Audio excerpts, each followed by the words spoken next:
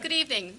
Welcome to the Livonia Public Schools Board of Education Committee of the Whole meeting of November 2nd, 2015. For those of you rather who are in attendance in the audience this evening, if you'd like to follow along with an agenda, they are just outside the door on the table.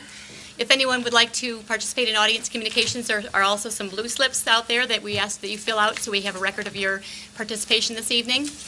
If you are at home and would like an agenda to follow along, you can find it on our website. It's located at www.livoniapublicschools.org. If you hover over the School Board tab, you can drop down to agendas and follow along with us this evening. This evening's meeting is a committee of the whole, and by that we will have a lot of discussion about items.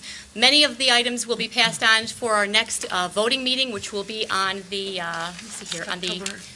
November 16th. 16th, right, 2 weeks from today. The items will not be voted on tonight. We will have a lot of discussion. We will hear presentations from some of our experts, and we will have a lot of questions and answers, perhaps refer anything else to administration that needs further information from the board, but there will be no votes taken tonight. Any items that are requiring a vote will be done on the 16th. First item on our agenda tonight, is audience communications, and I do have one blue slip from John Grisbeck. John? Thank you, President Burton, members of the board. I just wanted to first say that I'm not here to speak for PTA or anything that I'm associated with, just myself. One concern I had through the board to the community is I wanted everybody to vote in tomorrow's city election. And after that's done, I know there will be a lot of new leaders over there. I'm hoping that, as I've advocated for a long time, that the city and the schools do additional, and I know you have over the years, communication with them, because strong schools are strong communities and vice versa with the city and the schools. So I hope there will be some opportunities, and I hope they'll take you up on that. I do have some other concerns, and really these are concerns that I've had over the years, being involved at the elementary and secondary level, and just about every level, you know, through PTA or school improvement team or whatever it may be. And then they're kind of more concerning than the last few weeks as I watch the school board meetings either here or at home. One being, again, and I'm just representing myself, is I'm hoping that the community and the school board continues to work together to learn more about the legislative process. Because it's not fair to say, as some have said, and it's just some in the community, and they just need to learn a little more about it, that because through good financial practices that we have a better fund equity and different things that we're all set. No, that's not true, because, and again, it's not to pick on anybody, it's just they need to be a little more informed. There is a little bit of that, and it's a little bit of a relief, as you guys know. But I know where the picture is with Proposal A and things, and it's concerning to me. And that's a thing for Lansing. And a lot of times you get the blame for it, but it's something with Lansing. And I hope we all work with you on that and encourage that. The other thing is I know a lot of sacrifices have been made from our employees in programs, and that's factored in too. And I hope people learn that. And I also hope people learn locally what the superintendent or what the school board does along with the superintendent. Obviously you're hiring a superintendent. I appreciate the transparency and openness there, and I hope everybody keeps an open mind. And most of the comments have been very productive from a majority of you.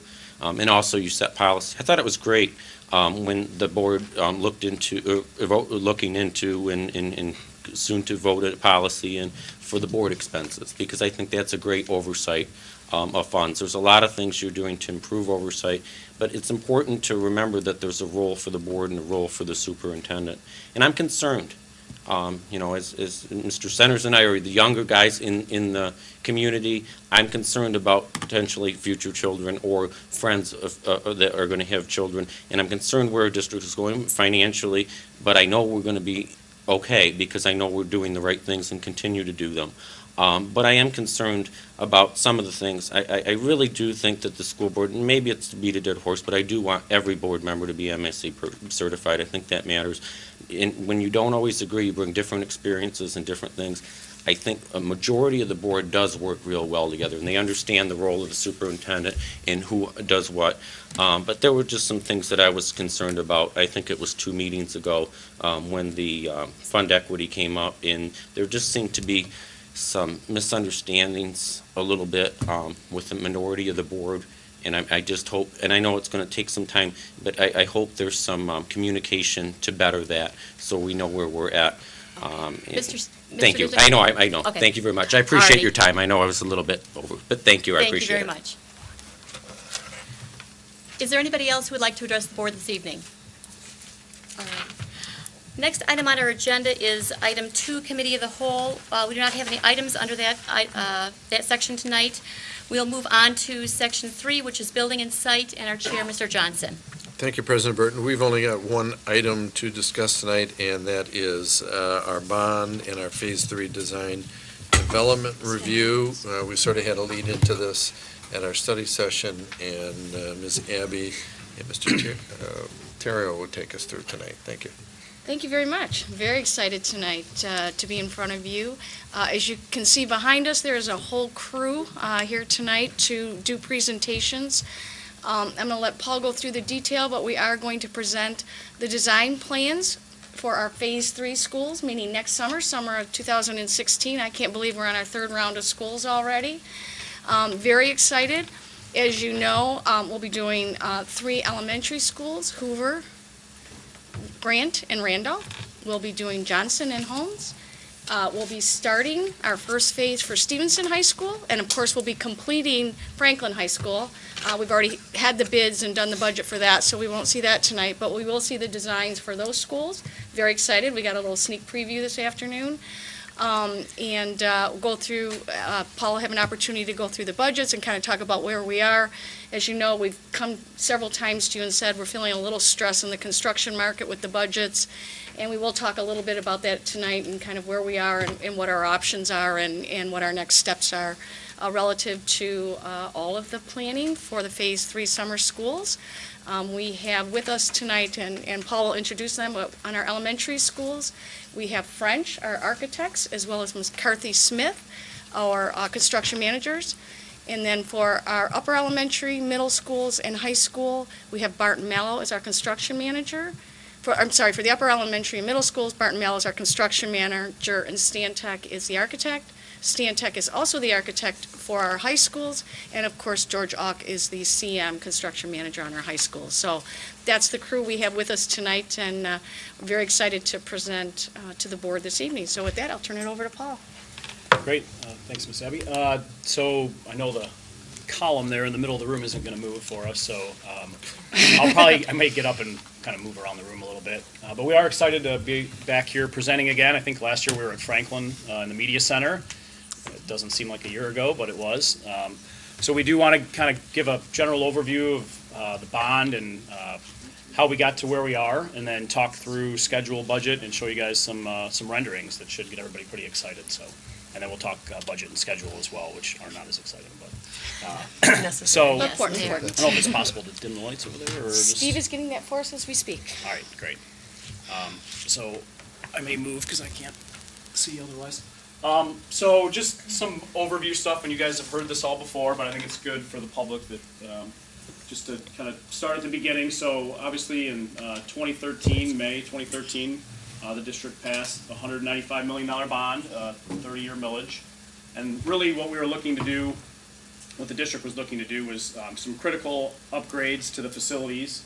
Obviously a lot of the buildings were built in the 60s and 70s, so it's time to do some major renovations there.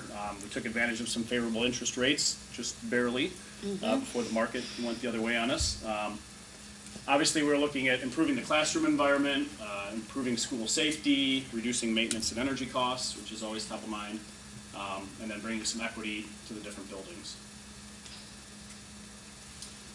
Just generally speaking, the budget kind of broke down into these 5 buckets. We had about $30 million in technology, 147 in construction and soft costs, $6 million in buses and equipment, 7.5 in furniture and instructional equipment, and then about $4 million in closing costs for a total of 195. IT-wise, there's obviously a lot of different pieces and parts to that. We've got the classroom technology, which is projection systems and document cameras, mobile learning devices, computers, wireless networks, which we did the first summer, network upgrades, phone systems, printers and copiers, servers and infrastructure. So there's a lot of different pieces and parts to the technology. Some of those are completed, some of those are still ongoing. We'll probably get more into the details of that when we come back next year with some of the bid awards. Facility improvement wise, generally speaking, we're looking at renovating classrooms, which includes ceilings and floors, lights, mechanical systems, reconfiguring all the main entrances at the buildings to create that secure vestibule, new windows and doors, upgrading toilet rooms, and then HVAC and electrical as well, temperature controls, lighting upgrades, fire alarm, life safety type things as well as some abatement. In addition to that, we're looking at obviously purchasing new buses, which the district has purchased 20 already, I believe. 40, sorry. Forgot we bought the second set already, with 20 more to go. And new maintenance equipment, which a lot of that's been purchased as well. We've got furniture and instructional equipment, which is one of the things we're working on now. We've piloted a lot of different furniture. We're actually going through a second round of piloting. We've kind of narrowed down what we think we like as far as desks and chairs. We're going to make sure before we buy them. We're not going to make everybody happy, but we're going to try. And then obviously some science equipment, musical instruments, and then closing costs. So that's kind of an overview.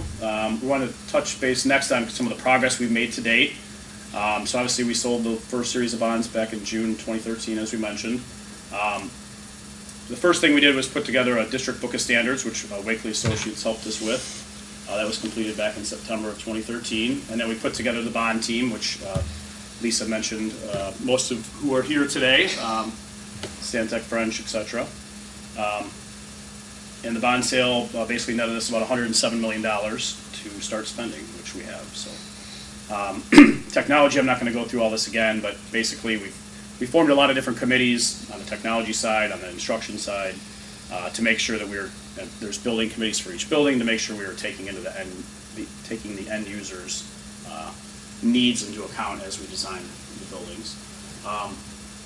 And then obviously we've been, not to every board meeting, but it seems like it sometimes. I'm sure it does to you too, right? So we've been very transparent with the monthly dashboards, with all the design development meetings, with all the budget updates, which the last one we gave was just last month. So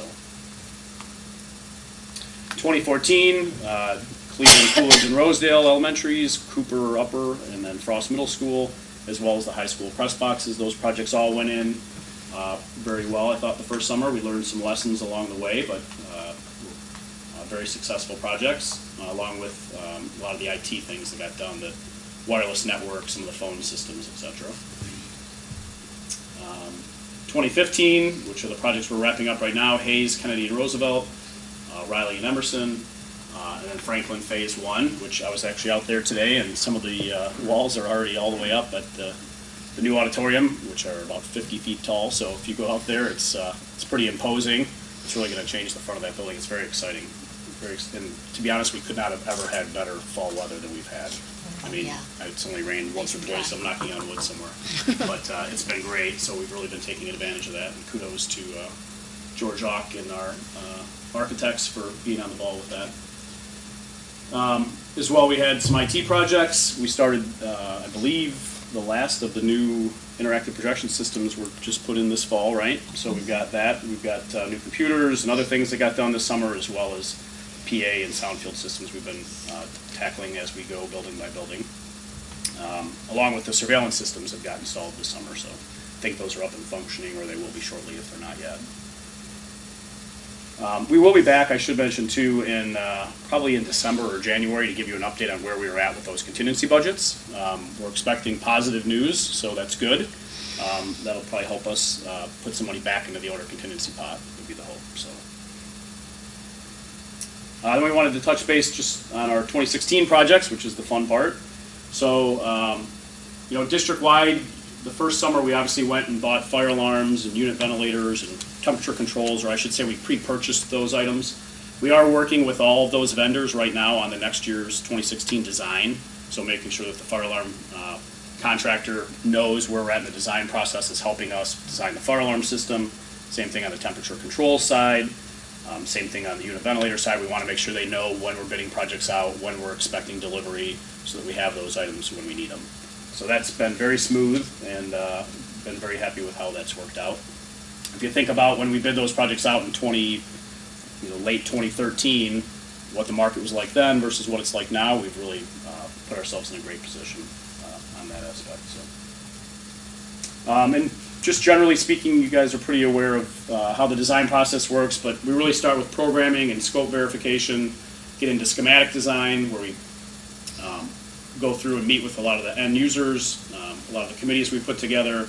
We do an estimate, and then we make sure we're close to where we want to be budget-wise before we start design development. We have a lot of owner review meetings, committee meetings. We've been back out to the building several times in the last couple of months. And then we put together a DD estimate, and then we come back to you for your approval to make sure we're on the right path, which is kind of where we're at today.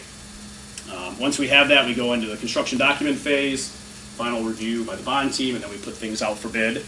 And then obviously we send drawings to the state, sometimes to the county if we have to. And then we come back with award recommendations. So we're kind of at that blue rectangle at the moment. So with that, I've talked enough. I'm going to let, actually I do want to introduce everyone that's here too as well. On the elementaries, we have Steve Banchero from McCarthy and Smith here this evening, as well as Katie Matepska from French. Katie's going to come up and walk you through the drawings there. And Stephanie. Yep, and then on the middle school projects, we have Stephanie Hatchie from Barton Mallow, as well as Mike Baker and Steve Jelnick from Stantec. And then Steve and Mike are also working on the high schools, along with George Ock with Jeff Hamilton from George Ock. So, and Scott Smith, I think you guys met last time, so Scott's here as well. He's going to do part of the presentation as well. So, Katie. So as we said, we have the three schools, is Grant, Hoover, and Randall. Just a global picture, the first thing that we looked at is secure entry, which means that everybody that comes into the school, when the school is in session, they have to funnel through the office to go inside. They cannot just barge into the school whenever they want to. Then the large picture is all the mechanical and electrical upgrades, so that you have savings in the energy, replacing all the floors, all the ceilings, all the lights, except in the media center, because the media center for right now, we're leaving as they are because they are a little bit upgraded more than the rest of the buildings. We did have a few meetings with the building committee at each school, deciding how the office will work, what will be in the classrooms, where is the music room, because they did have some changes. So we had like 2 or 3 meetings with the building committee, and then the latest, we had a meeting for the color finishes. So everybody chose the whole palette, starting from the carpet to the paints, to the ceramic tile, to the exterior, what the exterior would look like. So basically what I'm going to show you for outside, Grant and Hoover, those are the colors that they chose. Randall, we had a meeting this morning, so what I'm going to show you for the exterior is not what it's going to be. They did choose a very nice color palette, but it's not what I'm showing right now because I had no time to do it. So, if you look at the plan here, this is Grant. The first one is Grant. Grant is a school that has newer windows. So we're not replacing the windows. Looking from the outside, we're not replacing the windows because they are new aluminum frame, new, very good windows with a good coefficient. So we're not replacing those. They are dark bronze anodized. What is specific for here is, if you look at this purple area, that is the office. It was very easy to do secure entry for Grant, because when you come in from the front, to the right, that white area is the gym. So we could do a vestibule right away, so it is secure. So whenever who comes in here, goes to the office, goes inside. So it was not much work to do the secure vestibule at Grant. We did rework the office a little bit so it has a better flow, but not much. We did not move the office, we didn't do anything else. One thing that I wanted to mention right away for the office, I don't know how many people are going to Grant, I've seen that. There is like a teal tile that is very outdated on the front. So we're gonna retile that with a different tile that is very nice, it's gonna look nice, and it will be complementary to the brick to the outside. So you will see that later on. If we look at the rest of it, all the blue that you see, those are the classrooms. All the classrooms have new VCT tile, they have new ceilings, new lights, they have new plastic laminate countertops, and they do have the new heating unit, and they do have a carpet that is 12 by 12 carpet in each classroom. So those are all that are blue. They do have new blinds, as you've seen in the other schools. All the blinds are new. New marker boards, new tag boards. That's basically what the classroom is getting. If you look at the top, that is the yellow, those are the kindergarten rooms. They have almost half carpet, half tile. Everything else is the same. Now, that green area here that you see, that is, it has a carpet, not a vinyl tile, because that is a music room. So the music rooms have carpet, and again here, this side, that is the computer lab. Every school is getting a second computer lab. Besides the first one that they have with the LMC, this is the second computer lab, and that has carpet. The only places that have AC in the school is the office, the lounge, and the computer lab. All the other units are just heating units. Now, going further, Grant has a gym and has a cafeteria, so two big spaces that the other schools do not have. The gym is really in a good shape, so basically we're not doing much work in the gym at all.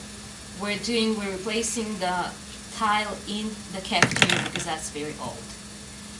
Also, all the corridors that you see, the corridors, we're putting new vinyl tile in the corridors. There is a pattern that the schools already chose, so we have all those color finishes, and it's gonna look really nice. The bathrooms, the classroom bathrooms, are staying as they are. We're replacing the plumbing fixtures and the ceiling and the lights. But the tile that is there, that stays. The partition, there's some really old metal partitions. Those we're replacing. There are bathrooms right here that are the main bathrooms that we're regutting completely. So new ceramic tile, floor, wall ceramic tile. Let me see if at the bottom below is, it's not working, but anyway. The LMC is white below, so we're not doing anything to the LMC. And there is that feature, the entry feature is, wow, I'm sorry, my laser pointer is not working too good. But the bottom that you see, blue color, that is the exterior entry feature that we have in all the schools. So if I go to, what I do, Paul, did I? Come on. Can I help with that? Sorry. Sorry. Oh, there we go. Apologize. Hey. There we go. Okay, so which one is it? Magic touch. Ah, no, the right one, sorry. Okay, so this is Grant here, what it will look from the outside. The brick is the existing brick, so there is nothing with it, we're not doing anything with the brick. The columns that have that sign, again, it is the same brick to match the existing brick. The glazed brick that you see in those columns, that is dark brown, that is complementary to the windows that they have. It is, again, the steel arch, and the letters are the same, that dark brown, dark anodized color, so it's very complementary, very nice. The lights also are that color. If you see behind, that is the tile that I was talking about, that we're gonna put in the tile, so you're not gonna see that blue or teal or whatever color you wanna call that. It's kind of outdated. And this is gonna be a larger tile. So it will be like 12 by 24, and then there is 6 by 24. The ones that is right there now is 8 by 8 tile, the blue tile. So this is what it will look like. The flagpole stays where it is. Up front, there is the sign. Right now there is an exterior sign that we're not moving, but I didn't put it in the picture so you can see the arch behind. So that's, and there is right now, there is in a landscaping area, that is when you come in, you kind of have to jog around it to go to the entrance. So that one we're removing completely, so that you can have a straight walk through the entrance. And then around the LMC, there's stone landscaping right now. That stone goes all over, comes into the school. So we're gonna replace that. We're putting drainage in that area, new drainage, and then we'll have just wood chips. So it's gonna work much better. So that's what we have for Grant. Unless somebody has questions, I'll go to the next school. Okay, this is Hoover. Hoover is very similar to Kennedy that we did last year. So basically there are a lot of things that are very similar to it. again, if you can see, the blue are the classrooms. And it is the same thing, exactly the same thing as we have in all the classrooms. The light green at the bottom is the music room. The other green is the computer lab. The office here is, there is a huge lobby, just like it was at Kennedy. So portion of that lobby, we're using it for the vestibule, for the secure vestibule. Then we go directly into the office and then from the office. There we go, so this works. Directly into the office and then go out. All the yellow up here, they have a lot of kindergarten rooms, so there are 4 kindergarten rooms, more than the other schools. Those are the yellow. We do have, the gym is getting updated completely because the tile is asbestos tile, so we're putting new tile. We're removing the ceiling that is right there now, so it's going to be open ceiling, new, and it will look much better. So, and we do have acoustical panels. Just like if somebody saw Kennedy, it's going to be, the colors are different, but it's going to be the very similar feel to it. So let me go directly to, because this is the LMC that we're not going to do anything in the LMC. Right here is community room and a workroom, and then the lounge is within the office. So if you go to this is what Hoover will look like, because those are the colors that they chose. And it's actually a really nice picture. It's going to be, that is the gym that we're going to paint. The blue paint is the siding of the gym. The sign is white and blue, and also the brick, the glazed brick is white glazed brick that they chose. And then the lights are white, so it gives a very nice feeling. At the bottom here, that is the same blue color that will be the panels. If you've seen Kennedy is copper color, they chose the blue color. We do have an alternate to replace this fascia, but right now the base bit is just painting it. So if there is money, we'll replace it. If not, we'll just paint it.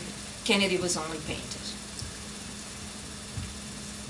And the whole thing here with the concrete, the benches and everything, not just like at the other schools. So if we go to, this is just a, Oh, sorry, This was skip not that supposed to slide. be here. You know, I just threw that in there because I thought you might want to show the office upgrade. okay, at so Randall more. okay. I just Yeah, blew we it up could, we real could. quick, but Okay, so we can, you can skip to the next slide. I'll have the full. I'll do the next, yeah. Oh, did I throw it over the top? Yeah, I don't know what you did. Where's Randall? Randall, okay. Randolph will look nice too. No, actually, for Randolph, I have to talk most about Randolph, so. While they're doing that change, Trying to blow up the office because we're really making a drastic change with Yes, Randall. so, but we gotta see the composite first and then the blower. President, Mr. Johnson, could I ask a quick question while we're Yes. doing that? Let me see here, Hoover's office, it looks like we're going to be expanding Hoover's office into what we now know as the lobby, is that Yes, correct? correct. Okay, so it's going to have an additional office space that we're using also as secure vestibule. Yes. Okay, all right, thank you. Okay, so this is, then we'll see where's the blower. So this deleted. is, you deleted it? I did. Okay, so this is Randall. Randall has actually the biggest change, and that is just because Randall, the office right now is here. So there was no way that we could do a secure entry, just no way. So we had a few different schemes, went back and More than a look few. at a lot More of than a few. schemes. Then we decided to move the office all the way up around here. The purple, which you see the purple, that is where the new office is going to be. That space right now is a huge teacher's lounge, and then there is one office and an outside storage. So we're using all of that to do the new office. When we talk to the school, this canopy, the existing canopy that they have, they like it a lot because they line the kids there. So we're keeping the existing canopy, we're not touching it. We're just gonna paint, just update it, just some makeup of the canopy, but it's gonna stay for the kids to come in. But just because we wanted to point out the entry, the new entry to the office, we're just a little bit extending the fascia So we are doing a little bit of a canopy, not separate from the building, but you can tell that that is the new office entry. And then the new feature is up front, so when I show you the rest of it, you'll see what it's gonna look like. The big thing here is that the gym has, again, very old VCD, so we had to replace it. The media center is a huge one. It's the white on the left side. So that stays as it is. But right now, when you go, that's all open space. So the only thing that we're doing is, if you see that, like the corridors around it, that's where we're gonna put right now, that's carpet, so we're gonna put VCT tile. So you're still gonna have a feeling that the media center is separate, but those are the corridors where you go by. All the floor panels, everything is chosen for that side. The right side, the yellowish corridor, those are terrazzo. And the terrazzo has a good, it's gonna stay, because that's forever, and it looks really good. We're gonna have, and that's in all the schools, in all the entries, we have walk-up carpet, so when you come in from outside, you kind of get your feet clean and then you go inside, so you don't get all the dirt inside. So that's in all of them. This area here that used to be the office will now be lobby, portion of it. Portion we are keeping that is like storage that they had, we're gonna keep that. But most of it will be the lobby, so it's gonna be a nice open lobby. And the office is here, so when you come in from outside, you go through the office and then you go inside. Let me show you what this is what I was talking, and don't look at the colors because they chose colors, they're very nice colors, but that's not what it is. I just so that you know. They do have the blue, a little bit of blue on the brick, but the rest of the colors are different. And that is what you see now, the blue as a canopy, that's the one that comes out, that's the new canopy. So it's just an entry that you come in.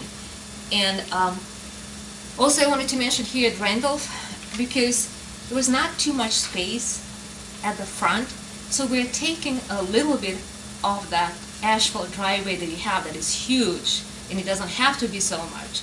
So we're putting a curb, we do have a civil engineer that worked on that, so we're putting a little curb and extending it inside. So you're gonna have that's all concrete area. So this is a different layout, and as you can see it, the arch is there, and then the benches are to the side, just because there was not enough room to put everything together. And right now, where one of the columns is, there is an old flag pole that is really old, and so we're moving it, we're putting a new flagpole in the location where you see it. So that's the only school that will have a new flagpole. The others we're using the same, but this is the one that is going to have a new flagpole. They did choose, if you want to know the colors, they chose really nice grayish tones of the panels. Very nice. And we're going to paint all the fascia, so that's about, am I missing something? No, you did a great job. No, I think the only thing I would add is that, some of the spaces that we're not touching, the media centers and some other areas, I can tell you, the first year when the bids came in well under budget, we were very tempted to do scope in those areas.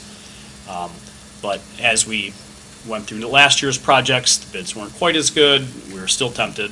But I think now those decisions are paying off, because now that we're being a little bit more challenged by the budget, we're not backed into having to do the same scope at every building, which we're still constricted by a little bit. We're trying to be consistent, make sure the buildings are equitable, but we didn't bite off more than we could chew that first summer, and I'm very thankful for it. Yes? Are the teachers going to have a teacher's lounge in Yes. Randall? Oh, yeah. They will, Oh, yep. yeah. Okay. Goes back over Yeah, by the media well, center, correct? But we're adding a new well, lab too, aren't we, Katie? No, the teacher's lounge is on the Closer to on the right. classrooms. That's the teacher's lounge here. Okay. And that is a community room below it. So that's where they placed it. And it actually works really good. It's at the end, so there's no noise. They do have a teacher, everybody has a teacher's lounge. Right, well, I was wondering because you said you were going to remove the one section. Yes, the so- one that is here now goes up there. Right. That's one of the And it's reasons it actually took so many comparable size. meetings to get them to come around to that idea. Just moving their lounge, it's not always easy, so. Another thing is, we are adding some new computer labs at a lot of the buildings as well. We've went back and done some of the last 2 years' buildings, and then we're trying to be more coordinated with the IT as they need additional mini labs or computer labs. We've been adding those as well, so. Like here at Randall, this is the bright green dots, the second computer lab.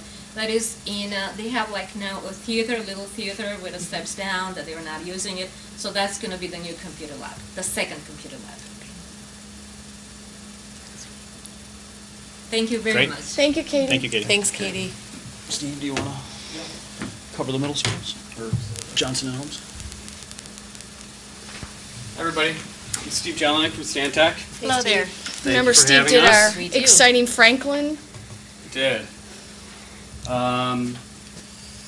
let me click forward here.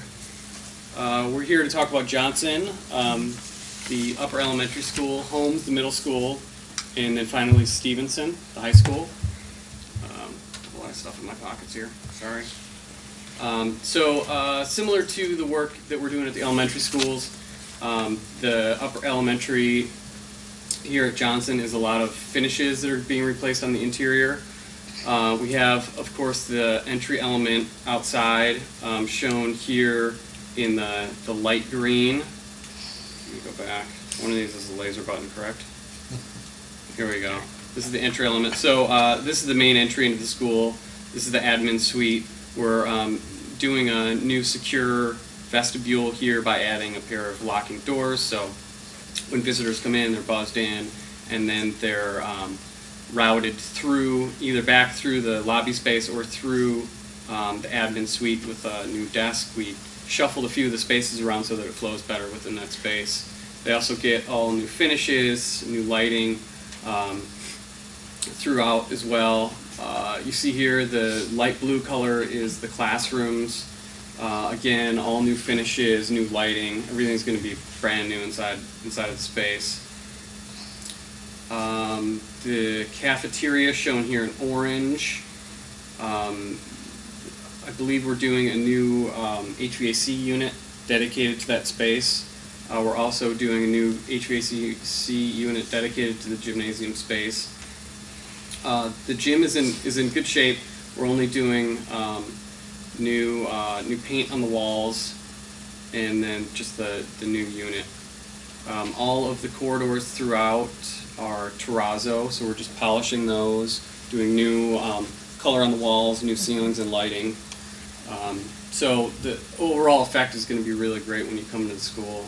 Everything's going to be brand new and fresh and well controlled by the systems. It's going to be very comfortable. We're doing new windows around the majority of the exterior as well as exterior doors, so just really updates throughout.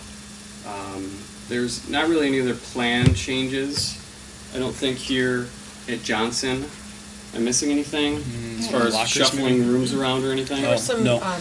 some specific needs for the three centers that we Okay. added this year from the upper elementary schools. And so there are some design elements to meet their specific needs in that area, and a team room as well. Yep, we actually just talked about flipping the art room in one of the center rooms the other day, so we're still kind of working through a lot of that. Yeah. The secure entrance, too, I would mention, is going to be very similar to what we did at Frost. So if you think about that big vestibule there, it's a little bit different than the other buildings, but it seems to have worked well. I was skeptical that would work. They'd be happy with it, but they like it and it works, so I think it's worth repeating. Right, and it's a minimum amount of effort to get that to work here. Yeah, versus hundreds of thousands of dollars to move that office, up to the front. So Right. it's worked out great. On the exterior, we're adding, of course, the new entry element. You can't see it in this image, but we're also updating the fascia in the corrugated metal roofing above the bigger spaces. This is the cafeteria in the front here, and then the gymnasium mass in the back there. And these colors coordinate with the interior palette that the team has chosen, so it all comes together really nicely. Here at Holmes, it's a similar layout and a similar extent of work. There's a few more program and room changes that we're doing here, mostly within what is now two larger classrooms, and those are there's a few walls that are coming down, and we're creating a new music suite in this area. So again, corridors, classrooms, all new finishes throughout. The cafeteria, we're going to do a fun ceiling like we did at Riley and Riley. Emerson. Riley and A Emerson. little more fun than the one at Frost. A little more fun than the one at Frost. Again, the entry element and the secure vestibule. Actually, on the frosting. Yeah, So it's really exciting. It's going to be great. Here they've chosen, I think this is still up in the air a little bit on the final color selection for the painted fascia in the roof.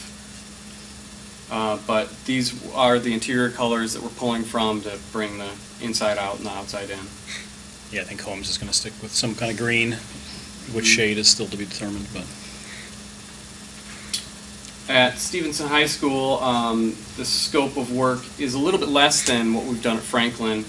We'll start here with the site plan, which is getting reworked to accommodate the new PAC, but currently off of 6 Mile Road, there's the, let's say, parent and visitor entrance that comes in this way and then routes through, and then the students come into the student lot back here.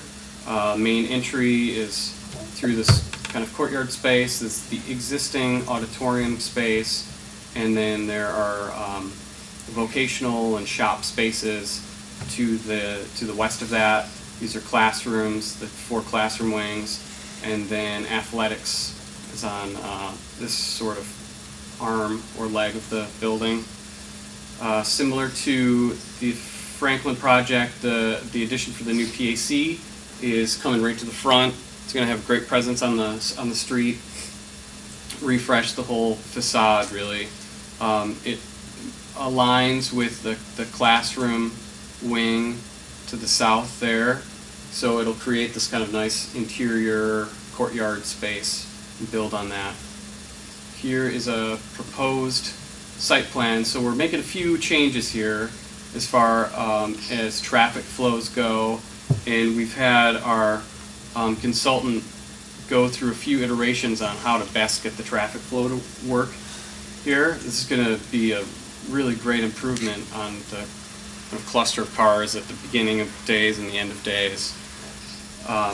So the bus loop is still in the, the bus loop actually changes to come in off the existing traffic light, and then we're separating the bus loop from the rest of the parking along the front. There's a bit of a roundabout at the entrance, and then visitor and parents still come in through the front. This, I believe, is going to be an alternate, this extra loop of road, keeping all the cost in the budget in mind. We've designed in such a way that that could stay as a loop, or it could not be included in the scope of work. The PAC edition, shown here in blue, the lobby is right off of the front here, kind of centralized between the two areas of parking. So zooming in a little bit, the scope of work here is, like I said, limited to what we've done at Franklin, mostly because the classrooms were updated. a couple of years ago. Yeah, 8 years ago or so. Is that right? 2 years ago. 2 years ago or so. The Just feels classrooms like 8. that weren't updated 2 years ago or so are getting lumped into this round of work. Again, we're going to do a secure vestibule, the dark green shown here. We're modifying the admin suite to accommodate that and have flow a little bit better. Principal Gary asked for a few things different than they asked for at the other high school, so the same kind of program elements, but just falling in different spots within that space. So teacher's break room and the clinic, the layout will be a little bit different, but pretty much the same. I'll go to the next one. If we zoom in here on the music suite and PAC area, this is where the most of the remodeling work is going to happen. We went through a programming exercise a few months back, and there was a bit of give and take on how to best accommodate the back of house spaces for performance.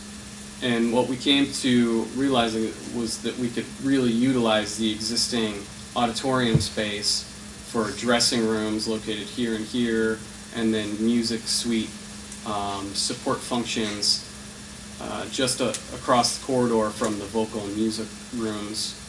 The two rooms that we're demolishing to accommodate the PAC addition are going to become one larger career tech classroom, and he will still have the wood shop and the auto shop as his sort of lab spaces. The auto shop is going to get split so that we can have scene storage in a portion of it, a small portion of it. It's about the right size, and we have the scene shop going into the wood shop space. So they actually talked about conflating some of that program into one class. So within the wood shop, they may have a project where they work on some of the theater settings. So it's kind of this potentially this really interesting overlap between different students. So then at the PAC, we have the lobby at the south. There's the front of house. Ticketing happens right in that lobby space on access with the entrance. Toilet rooms, and then you enter into the auditorium on either side of the lobby space into a 557 seat performance space, and the stage is nearly doubling in size from what it is existing. The real difference being that we'll have appropriate wing space, which is the areas on the stage next to the proscenium opening, the stage opening. We have a couple of images towards the end here. Here's, of course, the second floor of the theater with lighting and controls on the second floor, and support spaces along the sides of the performance space. And then we'll have a full catwalking system and more support at the front of house. Here's an image of the new theater. You can see in this view the new entry element coming into the existing entry of the school. This is the existing auditorium space with a little bit of a new element on the front, bringing some light into those ensemble rooms, some natural light into those ensemble rooms. We'll have a similar thing on the east face of these existing auditorium to bring some natural light into that career tech space. And then the theater addition here shown to the west. It's an additional view. This is that new roundabout student entrance under the site. This is the existing school sign that's being relocated into the middle of that roundabout. Theater is going to be really great. It's got glass all around the lobby space, and then brick design that's meant to really complement and take cues from the existing building, but making it feel more contemporary and updated. And here's a quick view of the lobby space. It will have sound and support that you can use it as a flex space, so you can hold seminars and classes within that space as well. There's furniture storage just around the corner, so you can really amplify its use throughout the day. I'll turn it over to Paul. Thank you.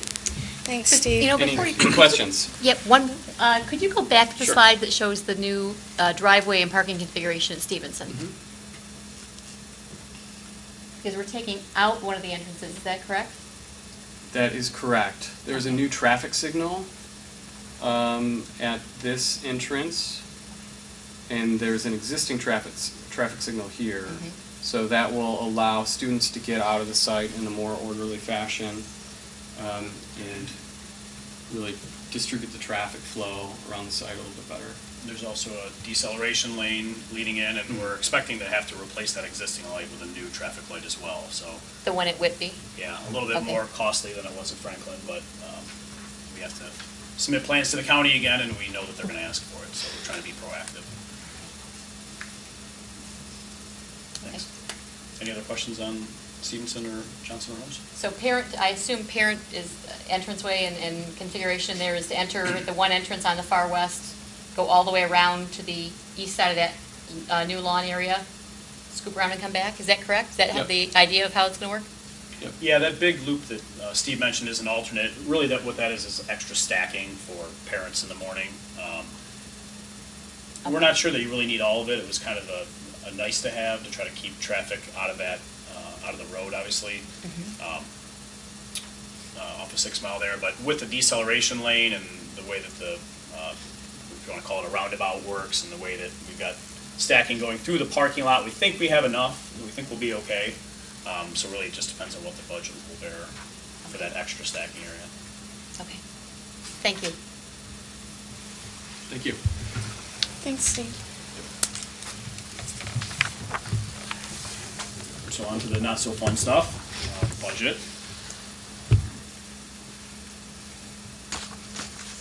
So as of right now, if you look at these 6 projects, we are about $5.3 million over budget, and this is comparing the bond budget to the design development estimates. This includes CM fees and costs. It includes contingency dollars, for changes in the design as we get into the construction. You can see pretty much all the projects are over. We've spent a lot of time trying to go back through the scope to try to align it with what we've done at the first rounds of buildings. And there's been a lot of upward pressure. There's upward pressure on the scope when you get into mechanical systems around the media centers or boiler replacements, or at the high schools we've got some big air handling units in the tunnels that we've wanted to replace and are trying to figure out ways to go back in and refurbish those or recontrol them instead. Electrically, same thing. We've got a lot of power upgrades that we'd like to do, and lighting upgrades that we're trying to be a little bit more conservative about what we tackle and what we don't, to try to create some alternates so that if the bids come in better than we hope, that we'll be able to take that scope. And same thing, architecturally, we've got some areas of the buildings that we're not doing a lot of work in, whether it's media centers or other areas that we're really trying to walk a fine line. We've said in the past we hope to be between 5 and 10% of the budget before we get to this phase and move forward. In this case, we're a little bit more than that. We're about 15% over budget.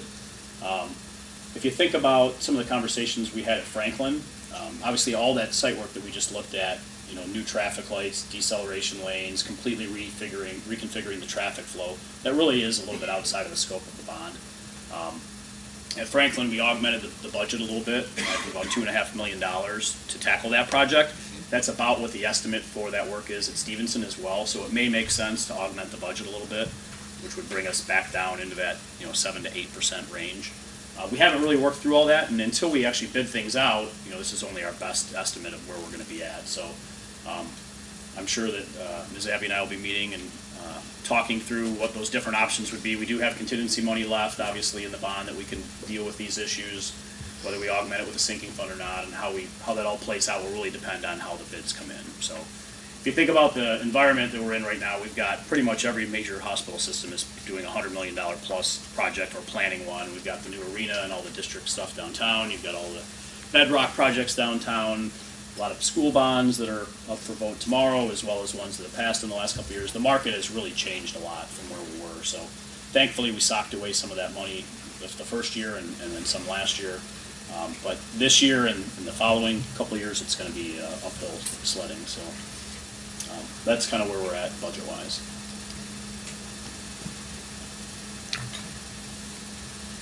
Scott, you want to talk through? Oh, go ahead. Sorry. No, I was just going to say, you've got more. I was going to say next steps, but you guys finish. Go ahead. Yeah, if you want to go through just kind of the schedule. Sure. Just take you guys Way through ahead of me, Paul. through the schedule of events really for the rest of these projects. Really, things are going to get kicked off with the elementary schools. what we do first, and we've kind of done that with Paul's numbers, is validate the budget. And we're here tonight to kind of present where we're at and what the projects will be for next year. So really in about 2 weeks, we're going to start finalizing the documents for the elementary schools for next year. And we'd like to put those on the street and get those bid out. And it will take about a month. We'll bid it out. We'll bring in the contractors, scope them out, make sure they have the right scope of work, and put together a recommendation for the board. And then come back to you in early to mid-January and try and get those recommended and approved. Really, the process is the same for the other schools. They'll just kind of tier from each other. So we'll start with the elementary schools. We'll go next to to Johnson and to Holmes, and then we'll finish up with Stevenson. I can go to the next slide, but what you'll see is everything kind of lags about 3 to 4 weeks. So mid-December, we're going to go out for bids for Johnson and Holmes and try and be back here first part of February with the recommendations for those schools. And then the same would be, Stevenson would just follow that a little bit. And so we'd be here late February, early March with those recommendations. Really the idea is kind of twofold, is to get these out on the streets early. Historically, those have been a very positive time to get bids. Contractors are anxious to get their books filled for next year, although, as Paul pointed out, there is a lot of other work than there has been in recent years. But historically, that's been good. And two, it gives the whole construction team a lot of time to do all the behind-the-scenes work. Once they get the contractors on board, there's a whole slew of events that is required to get materials on site, and some of that stuff can take up to 12 weeks to get. So we need that time up front to get those things ordered and have them on site so that we can go through and do all the work that we need to do during the summer months. The summer months are really the same. We'll be doing all the work in that window. We'll start with abatement and then jump right into construction, have everything ready towards the end of summer. There are a few other contractors that aren't as time sensitive that will probably be coming through in February, such as the abatement, move management, security. Those things will all be part of that, and we'll probably tentatively shooting for February, early March timeframe to bring those in as well. But these are the biggest pieces here with those schools. Any questions on the schedule? I guess I would just add that, the architects have really been driving the design schedule with, getting started last April, all the meetings with the committees and everyone else that we've had to go through. Katie mentioned color finish meetings. We've had a lot of those lately, several times over. So just really that whole design cycle, the architects have done a great job driving that. And then, on the bidding and awarding schedule, we've obviously been working closely with the construction management firms, and what they've been telling us, as Scott mentioned, is to counteract this hot market, let's bid things out even earlier than we did last year. So the architects have got a little bit ahead of the curve. The CMs are looking at putting things out earlier, and we're hopeful, since we seem to have a pretty good cast of contractors that have been following the different projects and the different CMs, we're hopeful that they'll continue bidding on the work, and that will be even, the numbers will come in even better than you might otherwise think. So it's really a well-orchestrated dance, and we're kind of in this cycle that we've been in for the last couple of years, but we're optimistic that things will come in well, as we always are, so now we just got to do it. So, and I think that's about it. So. Questions? No? Thank you for your time. As usual, thank you, Thank Paul. you so much. Very comprehensive. Thanks so We much appreciate to all it. of our partners out there for being here this evening. We're done, we're good. Do you want to stay for the audit? Yes. No. Thank you, Frau. Thank you, everyone. Okay. President Burton, that concludes building and site. That is exciting. Yes, go Is ahead. there, Mr. Johnson, is there anything that we need to vote on the next? I don't believe so, no. Yep. All righty. Thanks again to all of the myriad of individuals and companies who have worked so hard, including our own LPS staff, to get the whole thing put together. And thanks again to Cressa and to Paul Carriol and the whole team for stepping in and doing a lot of what is not our area of expertise, and doing it very well. It's appreciated. Next item on our agenda is item 4, Finance Committee. Ms. Jarvis. Thank you, President Burton. We have several items to discuss tonight. The first of them is a review of the 2014-2015 financial statements with Ms. Lisa Abbey. Thank you very much. We are pleased this evening to bring forward the 2014-2015 financial statements. As you know, by law, we are required to close our books at the end of the fiscal year, which is June 30th of each year, prepare our adjusting journal entries, create financial statements, and then have an independent accounting firm audit those financial statements and present an opinion on those financial statements. As you know, Plant Moran, not Plant Moran Cressa, has been our financial auditors for the last several years. They did conduct an audit this summer. They spent about 2 weeks out here at the district reviewing our books, looking at very detailed information from checks and personnel records and payroll records to bids and contracts and across the whole board. And I am pleased to say that, I take Terry's thunder every time, but I am pleased to say that they did issue an unqualified opinion, which is, it doesn't sound very impressive, but is the highest level of what they could offer as an opinion. So I'm going to invite Terry and Tom to the table, please. I will slide down. You're welcome to stay. We can divide. It's quite all Slide right. and conquer. And as I always do, let me introduce, I know you have met both Terry and Tom before, but Terry Pollock is a partner with Plant Moran and has been the partner on our job for many, many years now. She's very seasoned. I don't say how long she's been working there anymore. But seriously, Terry has been about 30 years with Plant Moran. Has been a K-12 leader on school finance, as she's also now the managing partner in the Auburn Hills office. So we're very lucky to still have her on our job every year. Tom Marchese has been out, I think, 4 years now. And he is a manager on the job this year, a new title for Tom, and he did an excellent job managing some of the interns and some of the young, fresh accountants that we had out this year. And then we also had Jamie Essemacher, who's not here today, but she is a senior manager on the job and just really did an excellent job pulling everything together. So, again, we're pleased, again, to have Plant Moran here to go through the financial statements. We had an opportunity at an earlier finance committee to kind of look at the general fund in detail, some of the adjustments and variances between budget to actual. You're certainly welcome to ask any questions again on that issue tonight. As well as you've had an opportunity since Thursday, you had those financial statements in your packet, so hopefully you had a chance to take a quick peek and maybe have some of your questions formulated either for administration or for the auditors, and maybe some of their comments will also pique some interest with some questions, so we'll be available to do that as well. I know everyone wants to hear about GASB 68. That's all I hear, Terry, is please tell us more about GASB 68. So with that, I'll turn it over to Terry and Tom to kind of go through the financial statements and be available. Great. Thank you very much. Our pleasure to be here with you this evening. As Ms. Abbey indicated, we had a very, very good audit process. We found the books and records here at the school district to be accurate, thorough. The administration was very well prepared for our visit. And so we have all, I would say, positive things to report back relative to the conduct of the audit.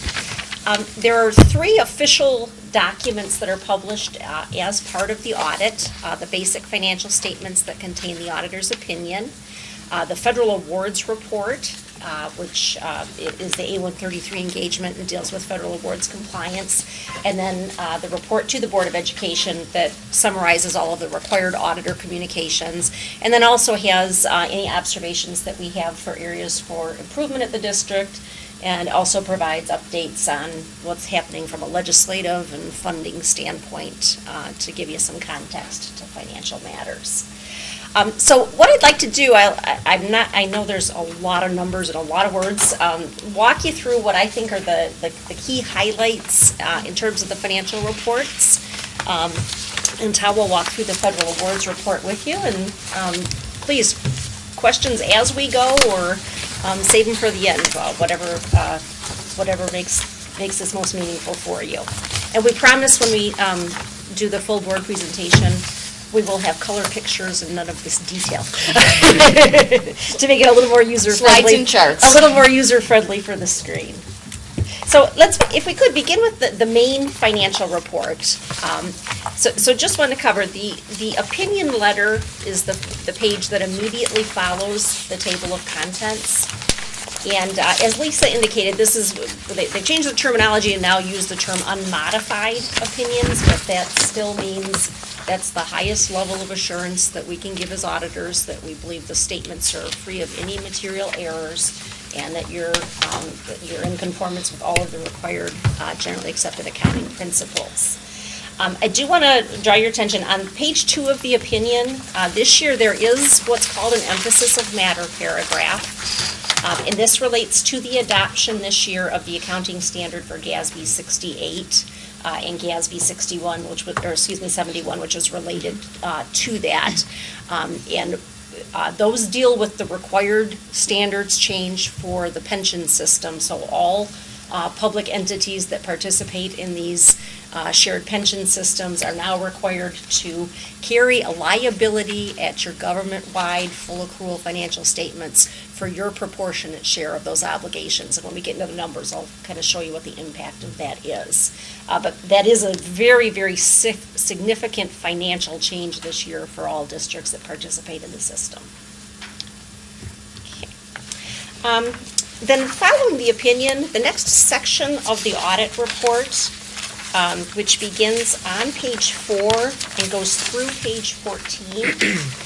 This is the management discussion and analysis portion of the report. So this is written by management, and it provides summary information related to the contents of the remainder of the statement, and then provides a little bit more explanation beyond what the traditional financial reporting would do as to, trends and reasons behind some of those. So that's there for additional reading for you.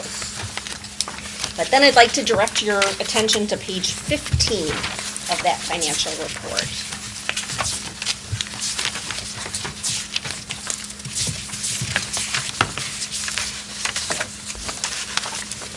Okay.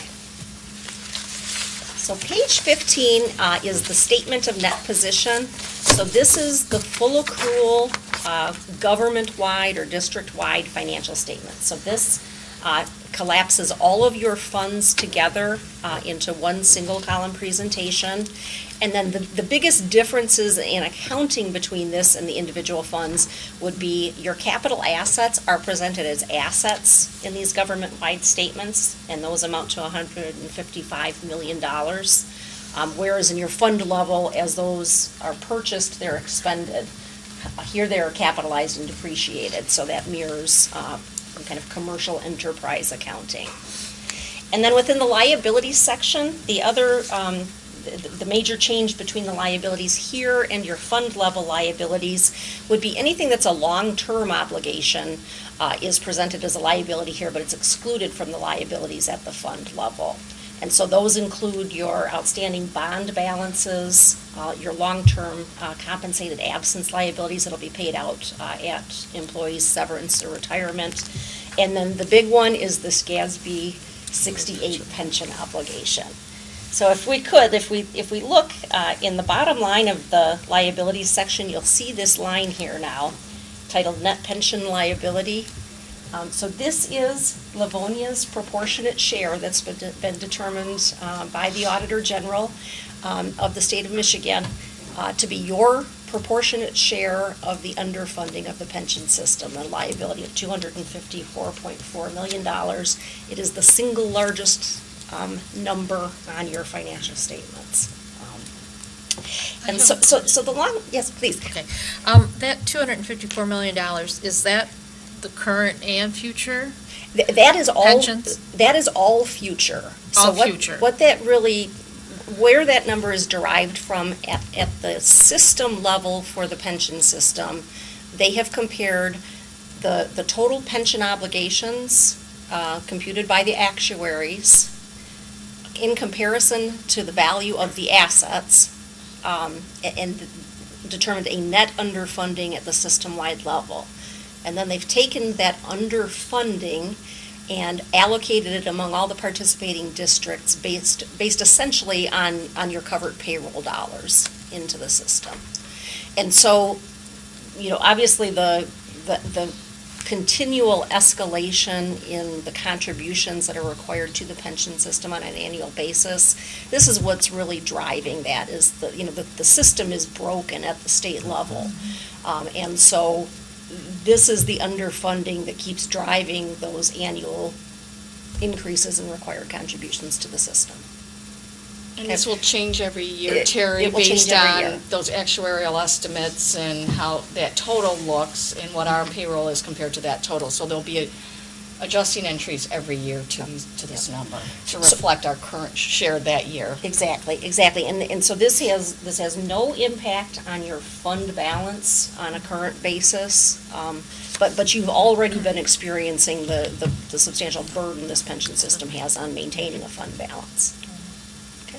Yes. Terry, as we go forward, and we've got options now for the younger teachers to go to the 401Ks, Yes. so to speak, how is that going to affect this number as we move forward, if at all? Well, it is actually already impacted by it. So the newer staff in public schools that are opting into some of these other scenarios, other than the pure defined benefit, that is reducing this overall liability from what it otherwise would have been. It's just taking a really long time for those reforms to take place. Okay. And then the other thing that's coming into play, would be a big portion of the required contributions that need to go into the system to keep the system liquid.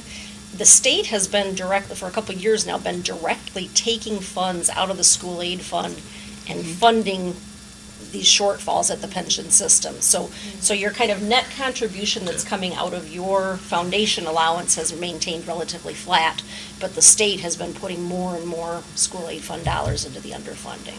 That's a 147A, C, and D that we've talked Yes. about for the last couple of years, but Yes. 147C more.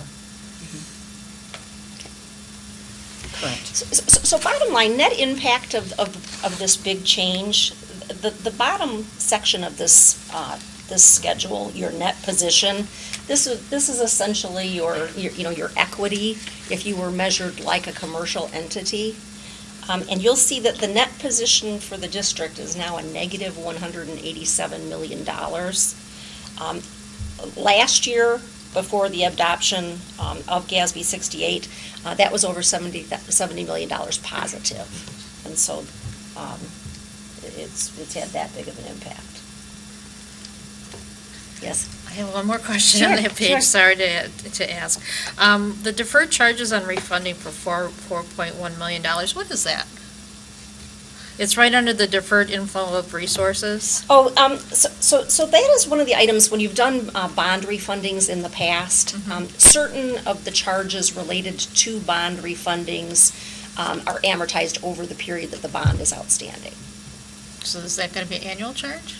It only impacts the government-wide. It's already on your fund level statements.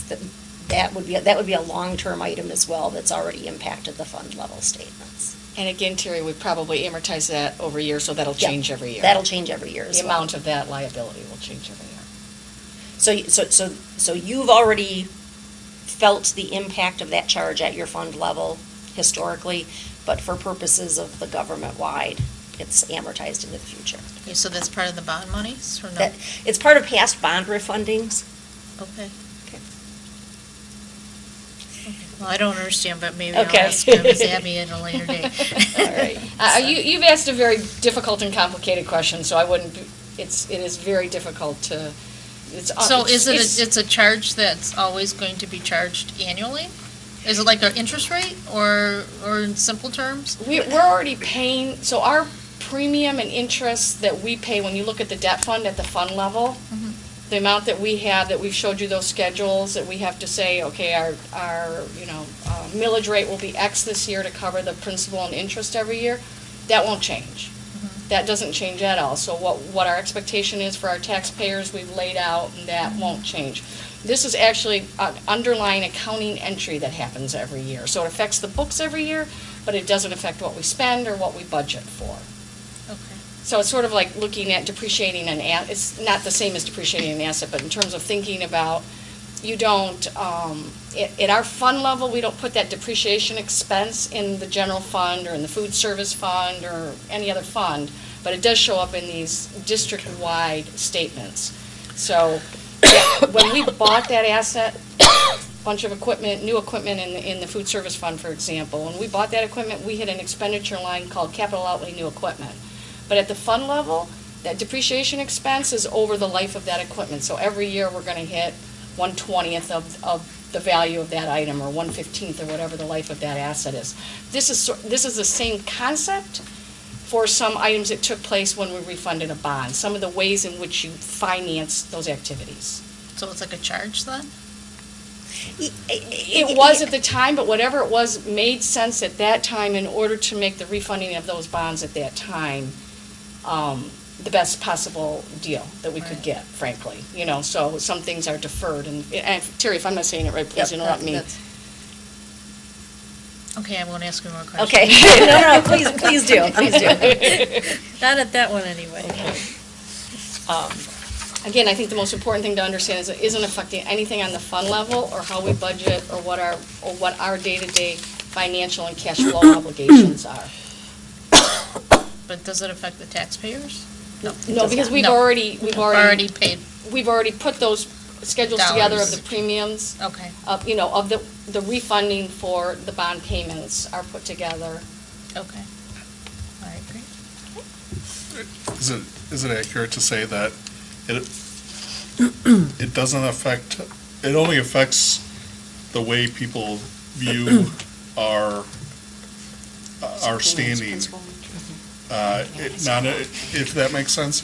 I don't know if I thought I don't had a know. great idea. Yeah. Let's move It's on. essentially I would say that, I It mean, is an that is an accounting- That's all item in the it is. financial statements that, I mean, it's part of the accounting standards that it be treated as that.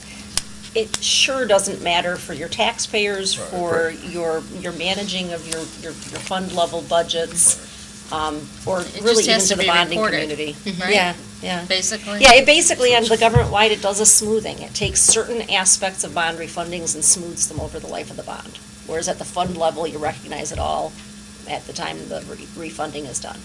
Okay. Okay?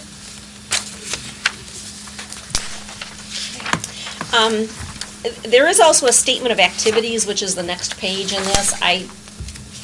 Nobody seems to find it a terribly useful statement. The one item I will mention on page 16, there is a measure there, change in net position, which you will see is a positive $8.3 million.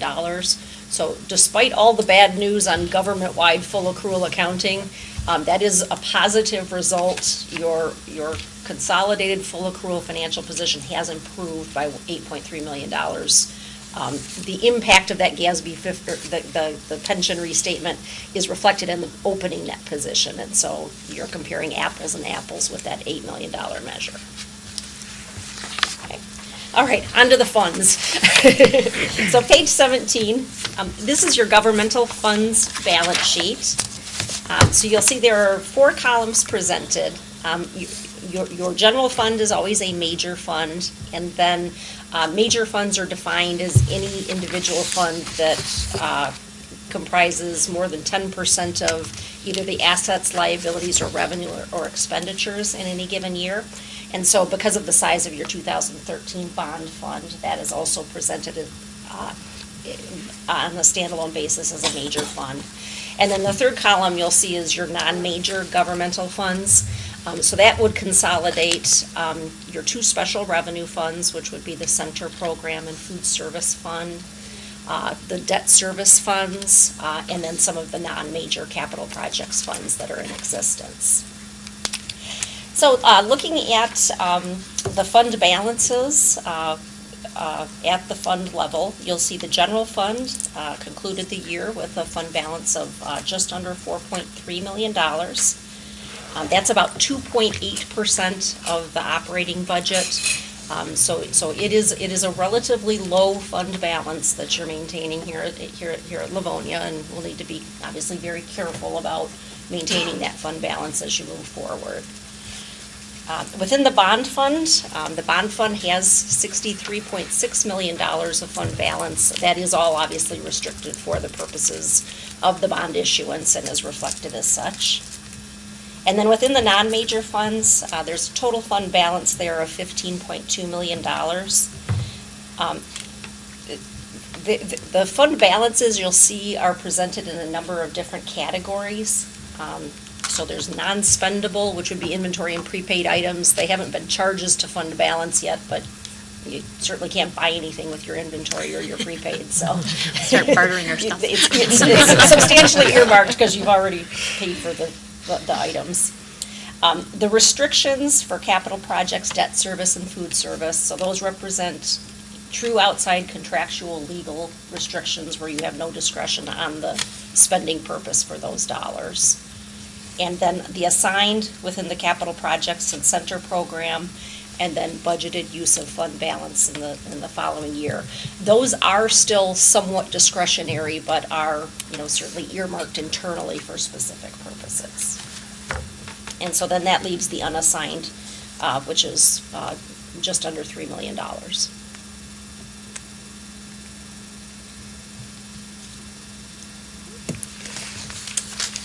And then skipping forward 2 pages to page 19, this would present the revenue and expenditures that contributed to all of those changes in fund balance during the year.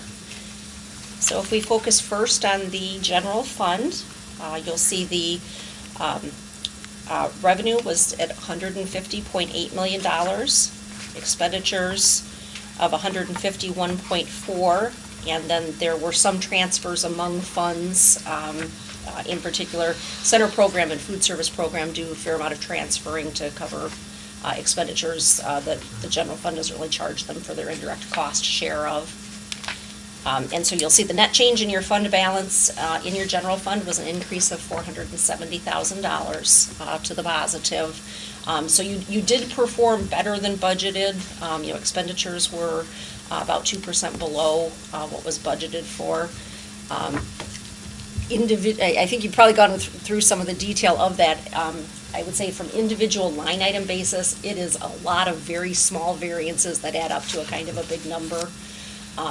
In our view, would be good budgeting. You need to, especially with a low fund balance, you need to have some margin for error and unforeseen costs to stay out of trouble here. So I think that having a positive variance is a healthy thing. Terry, can you talk about this general fund line item, that it's actually general funds is? Oh, yes. Because we do, yes. we keep our funds, our general funds separate at the fund level. Yes. So within the general fund column, that also includes the funded projects fund, which would be all of the federal programs except for food service and anything that goes towards the center program. And then it also collapses the athletics fund into that. So this general fund is the combination of all of those 3 items. Those are presented in separate detail in the back just to show the information as you budget for it. Okay. And then you'll see the bond fund, the spending in the bond fund this year was about $31 million.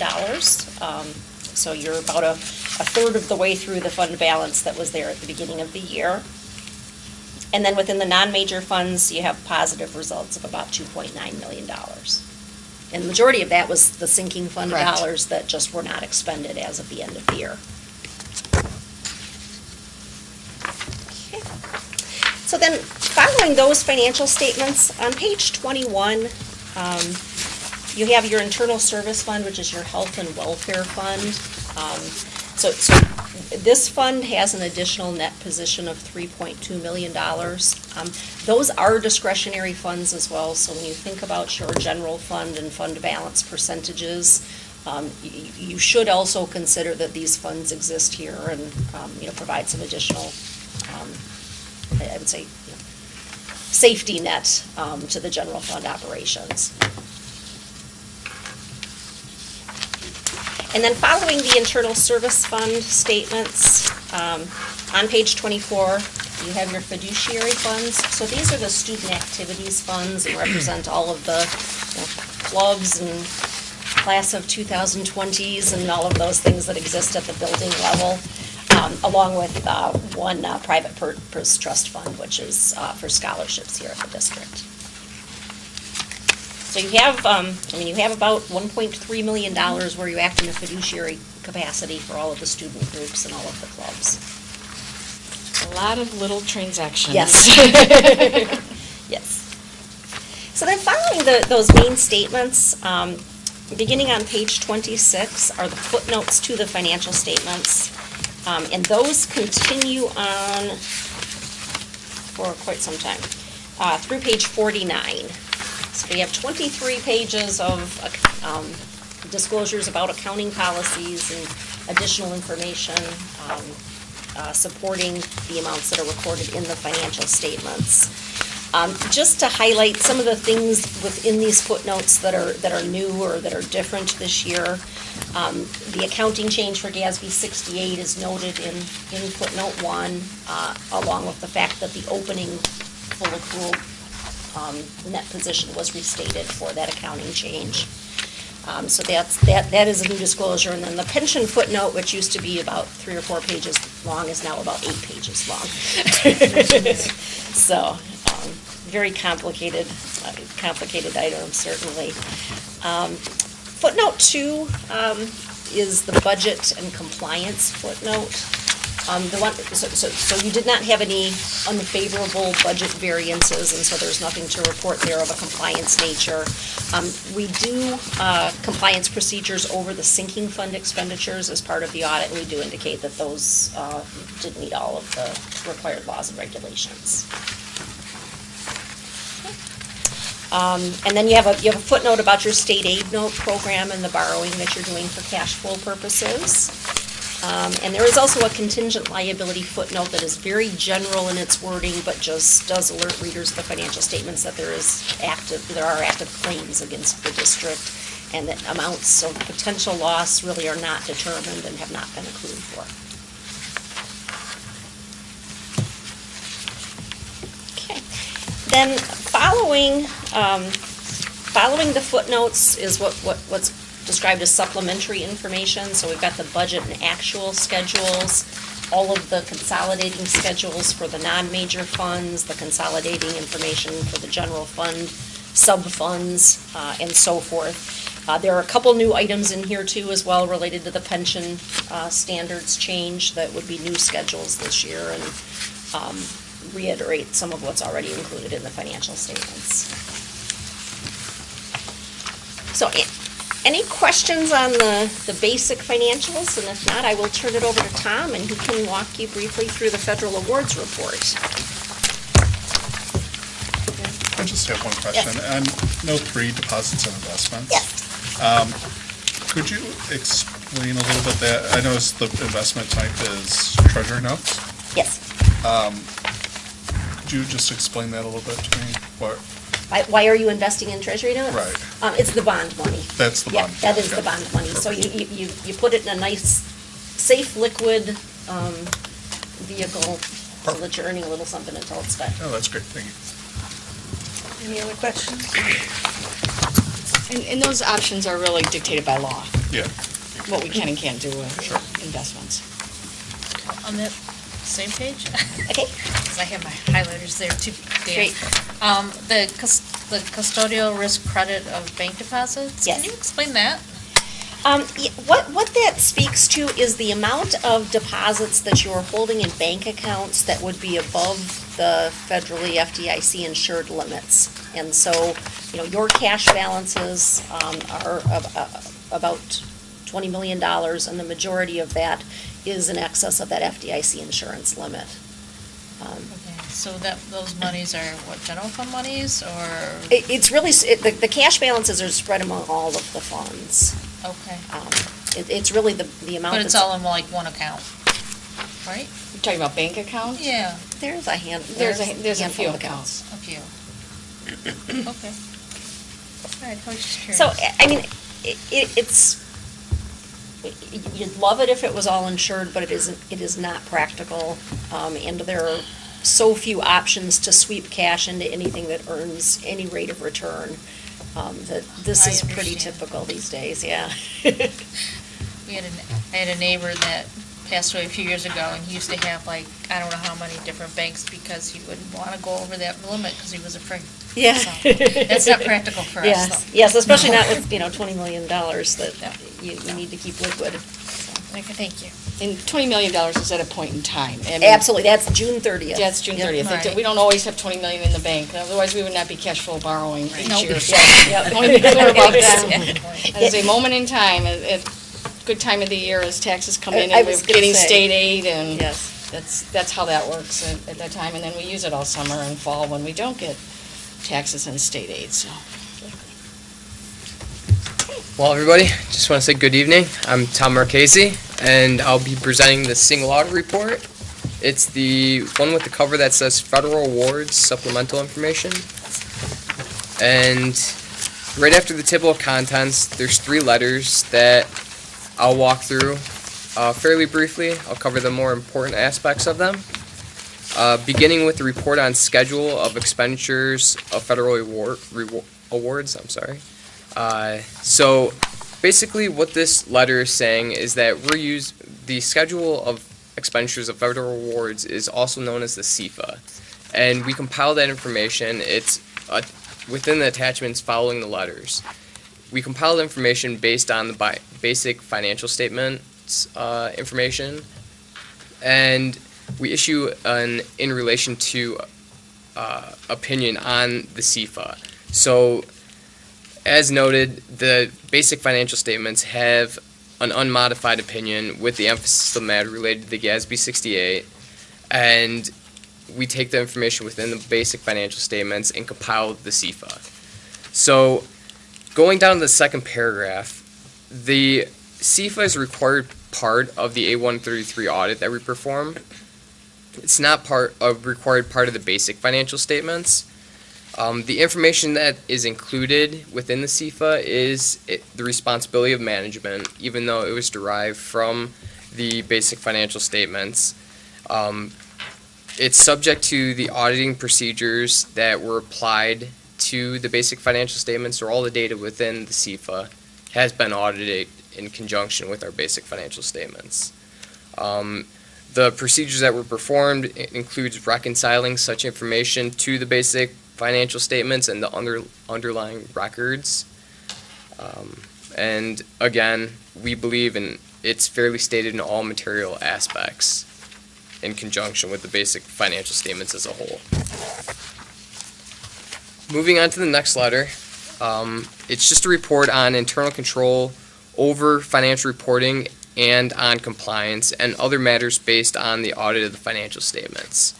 So again, the first paragraph references the basic financial statement audit, and we use that information. We look at internal controls to assess what sort of procedures we need to do in order to accomplish or express our opinion on the financial statements, the basic financial statements.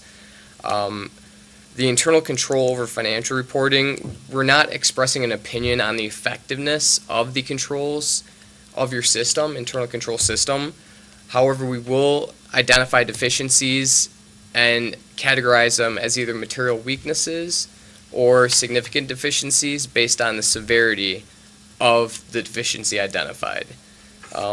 We're happy to report that we didn't identify any significant deficiencies or material weaknesses, though there is a potential that material weaknesses may exist that we did not identify, that may have just gone through our scope of audit.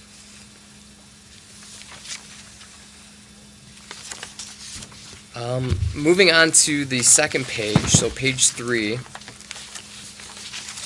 the item discussing compliance and other matters. So we look at internal control and compliance too as part of the federal programs audit. And we basically just look to see that the controls are there, and again, it's to assess how much we have to do in terms of procedures for the federal programs audit. And again, we're not expressing an opinion on the effectiveness of the internal controls on compliance. The purpose of this report, the last paragraph here, is just basically reiterating the fact that we're not opining on the effectiveness of internal control at the district, but rather just the opinion expressed on the basic financial statements.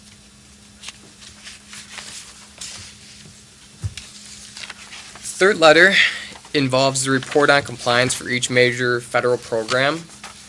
The major federal programs that we tested in the current year were Title IIA and the Child Nutrition Cluster.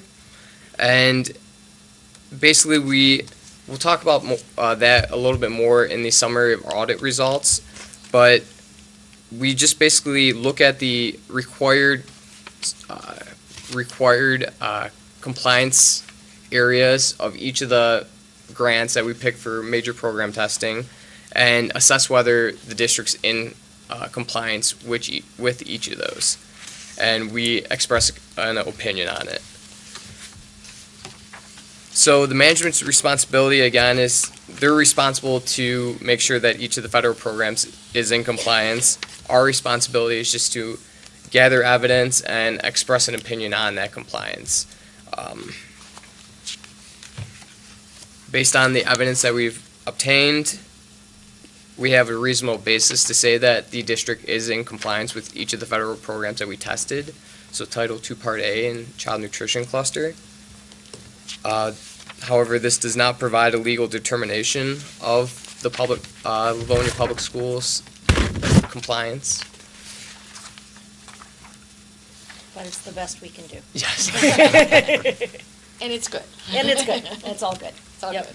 So we previously alluded to the fact that we use internal control over compliance. We assess it just to determine what sort of audit procedures we'll have to do on the major programs. And again, this section of the letter is basically reiterating the fact that we do that not to opine on the effectiveness of the internal controls over compliance, but just to determine what extent of procedures we'll need to do in order to express an opinion on our part for the major federal programs. And again, just to indicate too that there may be material weaknesses that we did not identify that were out there.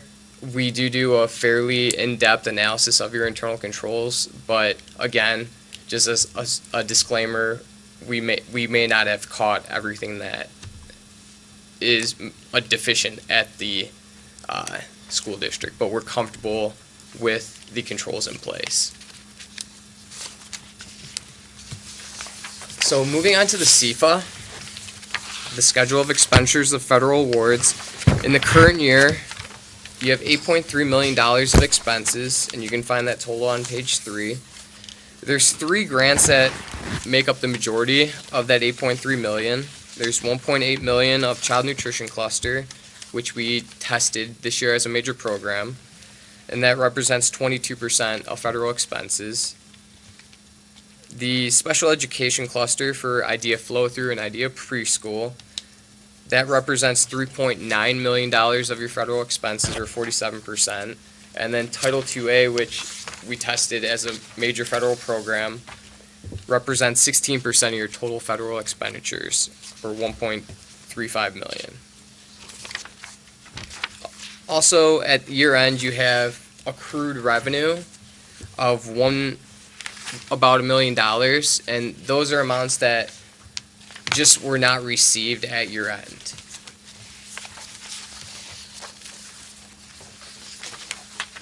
So the state or the county owed us some money. Yep. And they will, they have. Federal paid. funds through the state or the county, I should say. And you would now be paid. Yes. Subsequent to year end, yes. So these notes, beginning on page 9, are just sort of explaining that we followed the OMB Circular A133 to compile our report, and we addressed all the standards within the circular. We used the grant auditor report to test the information reported on the CFA as far as amounts collected from the state for some of the larger grants that are on there. And we didn't have any unreconciled differences that were within the CFA compared to the grant auditor's report. As far as page 10, so the summary of auditor results, this is fairly vanilla. There's really nothing to report as far as there's nothing at all to report as far as material weaknesses or significant deficiencies within the financial statements or the federal awards.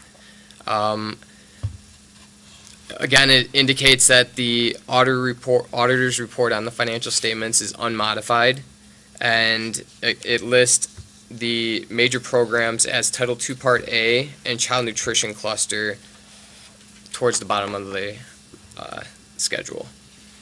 And it also indicates that the school is a low-risk auditee, which comes from your historical success of not having any audit findings in the past 2 years.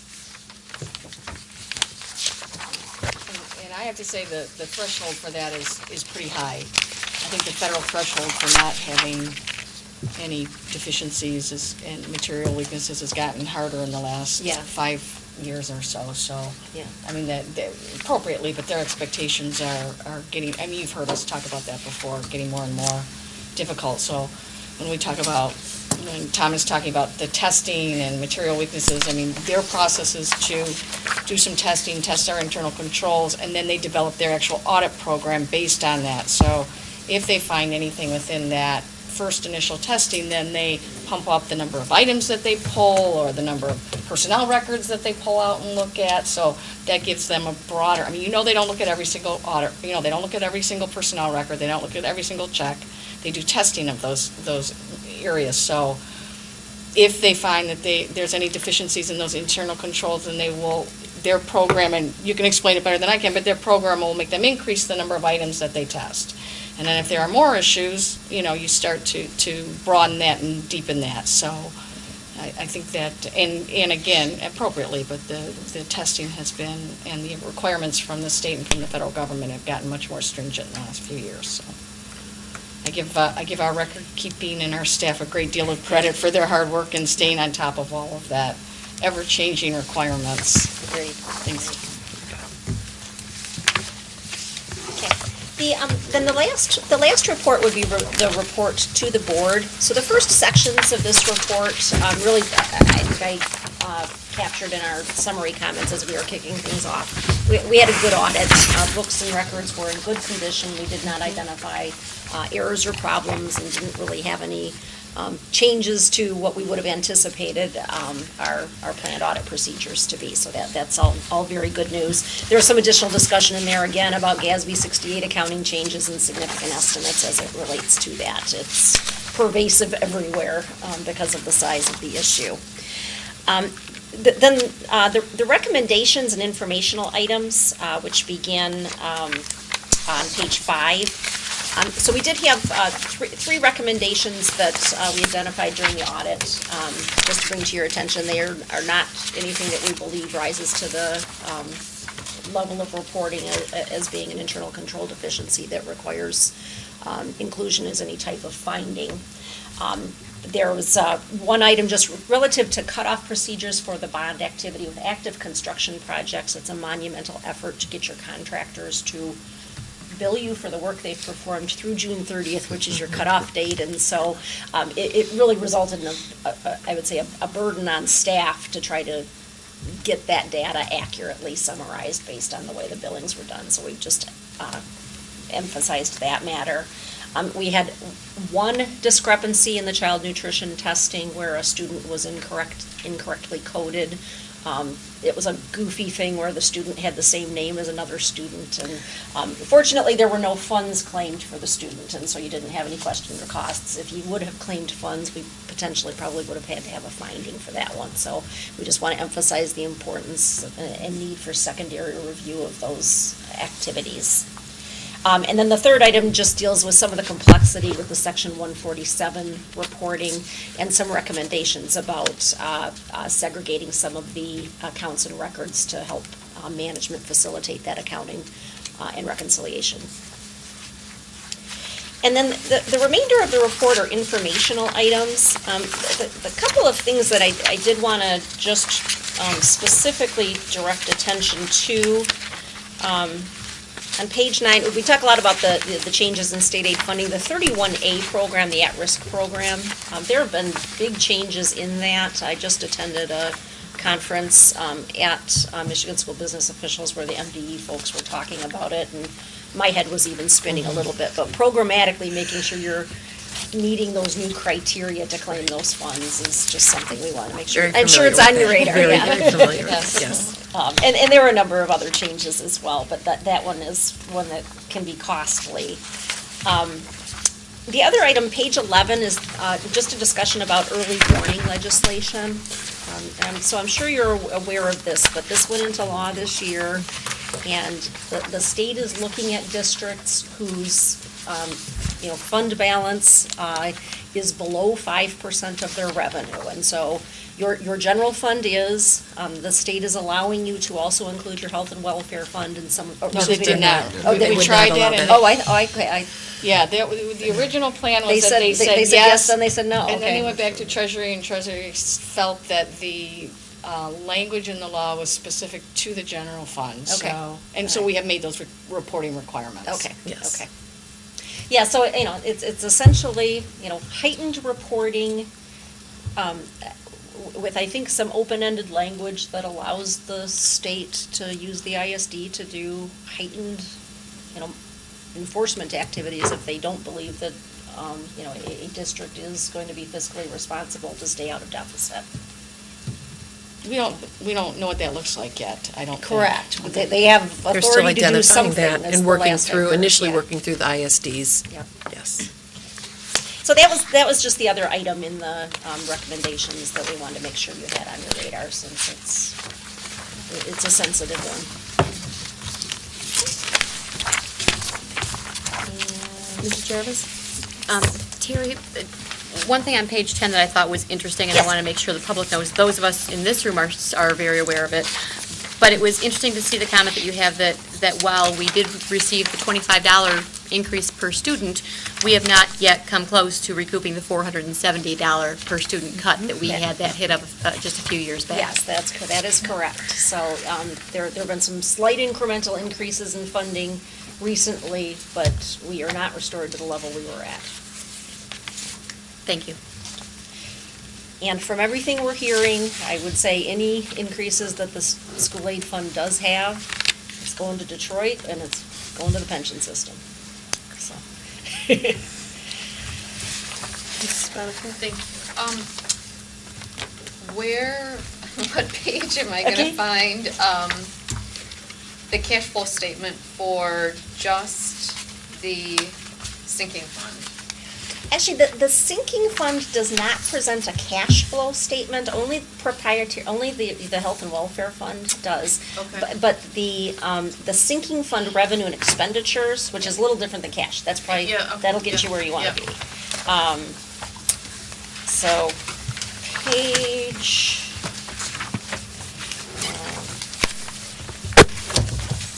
You're back to the financial Yeah. report. I've got it on 62, page 60. Well, wait, I've got to go one more, sorry, 60. Yeah, 61, it's an overflow page.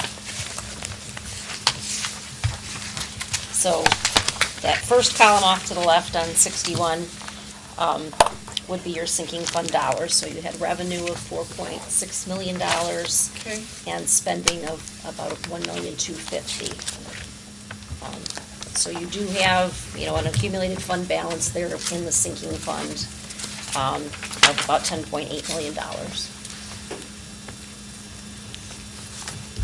Which is, So, may I continue? please, I'm sorry. So if we go back to page 19 on the non-major governmental funds. yes, Our net change in fund balance is $3 million. And you Yes. said much of that is sinking fund dollars. yes. So if we're saying that the sinking fund has a positive, an increase of $3.3 million for the year, correct? Correct. So actually, in the non-governmental funds, if you pull the sinking fund out, then that would be a loss of probably a little less than $500,000, Yeah, $3 million. that would be right, yes. So those two pages 60 and 61, Yeah. you can see there's a net change in fund balance for each of the funds presented. So if we took, so our change in fund balance for the general fund went up $470,000. Our non-major governmental funds went up $2.9 million, but $3.3 million of that is sinking fund. So if we pulled the sinking fund out, we basically broke even. Pretty much, yep. Okay, so I think, I guess where I'm going with this is that perception is because we came in several $1,000,000 under budget, that there was somehow some extra money lying around that we hadn't accounted for. Okay. And I think with the, and I know some of these other dollars are restricted, but Right. pulling out the sinking fund, really, we broke even for the school year. So if there's a perception that there were extra dollars laying around where we should not have tampered with programs or different things where we made revenue cuts, it's really not there. Absolutely We broke, not, on a fiscal, or for this year, revenue versus expenses, we basically broke even. And there was not, even though we came in under budget and it looked like there were a few $1,000,000, and even here, if you take the 2.9 and the 4, it looks like there's some added dollars. Really, it's all about the money that we didn't spend in the sinking fund. Otherwise, there's Correct. no profit. Correct. Okay, correct. Thank you. I appreciate that. Yes. Indulging me. Thank Yes. And I knew you'd have another question. I do. Okay. Well, maybe you can show me, because I guess I'm not following what you're bringing, but I thought the sinking fund monies weren't allowed to be expended for anything from the general fund. They're not, and so They're they're not. not part of your general No, fund they're fund included, balance. they're included, on page 19, they're included In the- under the third column, the non-major governmental funds. Okay. So, but if you take the general fund monies and the non-major governmental fund monies and add those two changes in the fund balances together, it's about $3.5 million, right? So, but what I'm saying is that the only reason that there's any increase in our funded numbers is the fact that we have another $3.3 million, it's the additional $3.3 million that we received from the sinking fund money. So if you eliminate the sinking fund money, our revenues versus expenses for the fiscal year, not taking into account our fund balance, our prior year fund balance, we broke even. Yeah, I mean, the general fund is 470,000 positive, which is But if you take the 3.3 million small. out of the non-major, then that goes into a negative. If you're gonna have a $3 million deficit. It's a variety of funds, but you're right. I mean, If it's you everything from strictly- capital projects to right. debt service. But if you strictly took Yeah. the sinking fund money Right. out of it, or whatever that first column is on page Yep. 61. Right. That throws it into a negative, which means that without the sinking fund, there's no increases during the year. It looks good on paper, but it's the sinking fund. That's right. It's the same thing with the cash. And so, and then that goes back to the questions that we had about the deferred revenues, is the governmental statement would be considered an accrual basis accounting method, where the fund balance statements are cash basis. Well, In- some slight differences, they call it Like a modified hybrid, yeah. accrual, but it's really, it's But- current resources at your fund level and then long-term So, at the and you government-wide. can't really Yeah. compare the two. Right, right. You have to do a lot of flipping to get it to go back to where, to Yeah, make them. yeah. And there are, between each of the schedules, there are reconciliation schedules that they translate each of the items that are different between fund level to government-wide. So But- those are all itemized A lot of there. it's just timing differences. Like you said, the accrual basis gives you a smoothing effect. Yes. Where the cash basis is kind of this, more of a cigar base, like they always described it as Yes. the cigar box. You know, Yep. cash basis is you open the cigar box, whatever's in there is what you have. Yep, yep. And so some people look at those government-wide full accrual, and it's not entirely accurate, but they make the statement, this is where you'd be if you closed your doors today. You'd have liabilities that need to be Yeah, paid out paid over out. many, many, many years in excess of assets. Yeah. So how does that, how does what Mrs. Bonnefield state have an impact on our fund balance for the general fund? I think we'll probably best be able to answer that in the next portion when we go through the first budget amendment. No, but at the end of the year, didn't we have $4.2 million in the general fund? In fund balance. In Yes. fund balance. In fund for general balance. fund Yep, and so that's, expenditures. current resources. So that's your liquid assets, available for general spending compared to just what are very short-term liabilities, which would generally be accounts payable and your summer compensation for the staff. Those are accrued back in the fund level. But yeah, current resources at the general fund level. Okay, so what are these other liabilities then? Other funds. Pardon? Other funds all have other liabilities. Every Your- fund your- has. So the two big liabilities on the government-wide full accrual statements would be your bonded debt. There's really three big items. Your bonded debt, that will be paid with your property tax levies and all those future Right. years. So the debt's recognized as a liability, but you don't take any credit for the asset that's gonna fund those, which are all those future tax levies. There's some long-term compensated absences that get paid out to staff at retirement, that are accounted for as long-term liabilities, and then that GASB 68 pension number are the big ones. And then you also take credit for assets that are capital in nature, which you don't at your fund level. The schedule that might, I skipped past it because most people don't like it, but the schedule that might be helpful to you to walk through here is on page 18.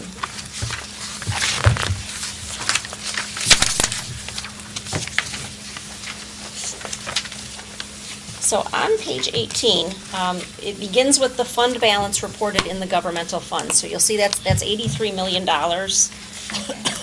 But that 83 million, 63 million of it is your 2013 bond fund, and then 15 million is your other non-major funds, and really 10 of that is within your sinking fund.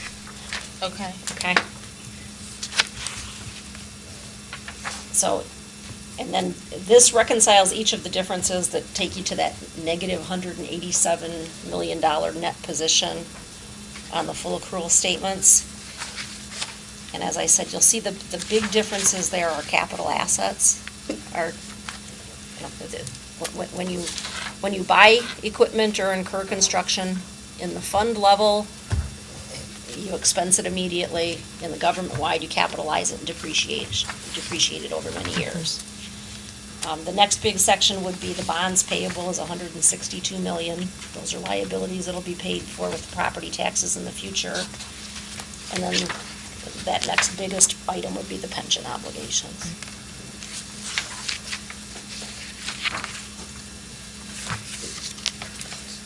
Okay? Yeah, thanks. Sorry, I know it's it's a lot of stuff, I know.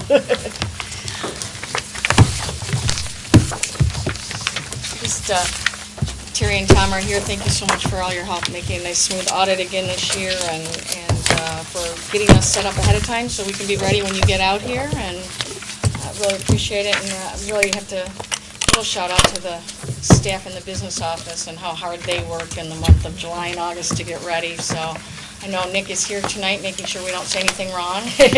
And Allison Smith, of course, and all of the accounting staff that really put this together for us so that we are ready for the auditor. So always appreciate their help every summer. Great. Thank you all. Thank you. See you in a couple weeks. See you soon. And there's Thank one you. person who you omitted, and that is yourself, who leads that whole department, and it's very appreciated. I know I was away from the board office at one point a week or two ago and hearing about the fact that districts are in dire need of a business manager. And interviewing and cannot find anyone to interview for the positions because they are so difficult and the qualifications are so difficult to come by. And I cannot tell you how much that we as a board appreciate your services to the district and the fact that you do them so well. Thank you, my pleasure. Agree. All right, see you Have a in good 2 evening. weeks. Thanks. Thank you very much. Whew. And speaking of your services? Yes. Can we skip around a little bit? Can we skip around topics a little Do bit? you want to change seats? Yeah, I'm going to change seats. Yeah. Now we will move on to item B, which is the review of the 2015-16 budget amendment number 1. Thank you very much. I did have an opportunity to get a memo and some summary information into your packet that we're going to go through. I've also put at your desk some updated information. That's the green and the yellow sheets, and then also a budget book, so that's the blue cover. So again, as we do every year, we bring an amendment for the budget in the fall. Of course, as you recall, we actually adopted this budget last June for the current school year. We started to put this budget together back in January, when we started to get information from the governor and from the legislators on how we thought that would look. As you know, that's a very fluid process. It's going to start again shortly. Are we going to get $25 a kid, $125 a kid? Is the at-risk going to go up? What's the pension rate going to be? A lot of issues relative to even starting to begin to put what our resources are going to be for the next year. And then starting on the other side, okay, so what are our expenditures? What's going up? What's going down? Where are we saving money? What's happening? Of course, another large part of our resources, of course, is our enrollment, making those projections, looking at how to affect that enrollment projection. As you know, we had about a 300 student enrollment decline, and then we supplemented that for this budget by about 100 students from a variety of sources, including school of choice, not just as an open school of choice, but also in some of our magnet programs, increasing our emphasis on returning LPS students to the districts. So by making a lot of efforts, and we'll talk about this again at another time, and Mrs. Oquist has talked about this at a couple of meetings, but reaching out to LPS students that aren't attending our public schools to retain those, and a variety of other efforts. But what this budget does, you'll also recall we put together an ERI last year as budget savings. We put together some one-time revenues in this budget as well. So we spend that time between January and June really working through the best that we can all of those projections and estimates and what's going to happen. Usually as we get to the end, we do know what that state number is going to look like. And then as we finish up the year and get into the fall, we look at what our actual student enrollment is, what our actual staffing needs are, where those staffing came in. As you know, we had the ERI, so we had a lot of people retire. So who are the people that we hired?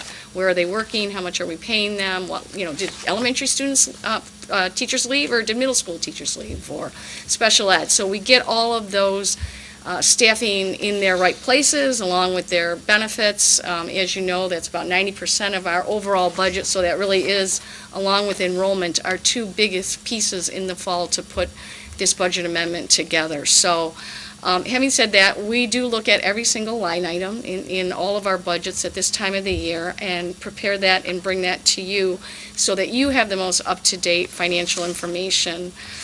We also typically will do a budget amendment again in the spring, usually around March. That helps us really kind of cement where we are as then we look at the next year's budget. So we usually take that budget as our starting point, or our mid-year budget as our starting point for the next school year. So ongoing cycle. I did provide you a big summary, which we'll go over, and then I will drill down a little bit into the details if you can take a few more numbers tonight. So if I'm looking at the green sheet to start with, you had this in your packet. I really just updated it a little bit, but no significant changes. Looking at the general fund, column B is what we adopted last summer for the 2015-16 budget. Column C are the numbers that we have that we're proposing to amend for this budget, and then column D is the increase or decrease. So if you look at column C, the beginning fund balance, this is the number that we just saw in our audited financial statements of $4.2 million as the beginning fund balance. So that's an improvement of about $2.5 million from where we had projected we would end the 14-15 school year. We talked about this in a couple of other meetings, so this is information that we've known for some time. The revenues we're projecting at $141.4 million is a decrease of $984,000. Again, I'll drill down into that in a minute. Expenditures increasing just a little over $400,000 to $144 million. So showing a net deficit for this amendment of almost $2.6 million. So we had projected a $1.1 million deficit. We're showing a $2.5 million deficit. and I'll go through that in just a second. We're anticipating an ending fund balance of $1.7 million. That is an improvement from the $669,000 we had originally projected, but we're still at a 1.22 fund balance percentage. So we just heard Terry Pollock, our partner at Plant Moran, talk about the early warning legislation at 5%, and also talking about, conservativeness with budgeting and using this district's dollars with that low of a fund balance. If you had a 20% fund balance, you could be, a lot easier with, you wouldn't be as conservative as we have been the last few years with our budgeting. So very pleased to have come in higher than we anticipated in 14-15, as we'll be using those resources for 15-16. So let me just I want to go through those changes in a broad way, and then on the yellow sheet, I'll show you a little different way of looking at it. But from the revenue, the local sources, primarily about $23 million of that $28 million is the property taxes that we collect locally. And again, you'll recall that property taxes are part of our overall foundation allowance. So what we get, what we say from the state, is our foundation allowance times the number of students we have. Then what the state deducts from that pie that they're going to give us is what we collect locally. So it's not above and beyond the foundation allowance times the students, it's just a piece of that overall. So if that number goes up, we get a little bit less from the state. If that property tax number goes down, we get a little more from the state. But it's all the same pie no matter what. Does that make sense? So again, out of that $28 million, a very nominal charge of change of $35,000. State resources are, of course, primarily our foundation allowance, our state aid. There's some categorical or grant revenue in there as well, which we'll talk about in a minute. And then there are always adjustments to that based on prior year changes, enrollment changes, et cetera. That we anticipate to go down about $800,000, obviously the majority of that revenue change. And then the transfer and other charges, which could be resources from tuition. We've reduced the transfer from our food service fund by $100,000. That's what that primarily is. So that's what makes up the $984,000 of revenue. Again, we'll look at that again in even more detail. You had this in your packet, and you've seen me present this, what we call the budget by object, or what we're spending the money on. So salaries are going down by a little over $600,000, again, very nominal on an $81 million budget. Benefits are going up by almost $1.5 million. We'll look at that in a second, but that's primarily that 147C retirement money that we're getting from the state. We had money budgeted, but that's a fluid number. We don't even have the final number. This is our estimate based on the retirement rate that we've seen, but we don't have that number until our November state aid status. So we will see that adjust again as well. And I'll talk about that a little bit more. And then when you look at the reduction in purchase services, repairs, supplies, and capital outlay, all those negative numbers, what we've done is made an accounting change in this budget amendment. We have moved our vocational funds, which are what's called added costs that the state provides about $400,000 to us annually to supplement our vocational education programs.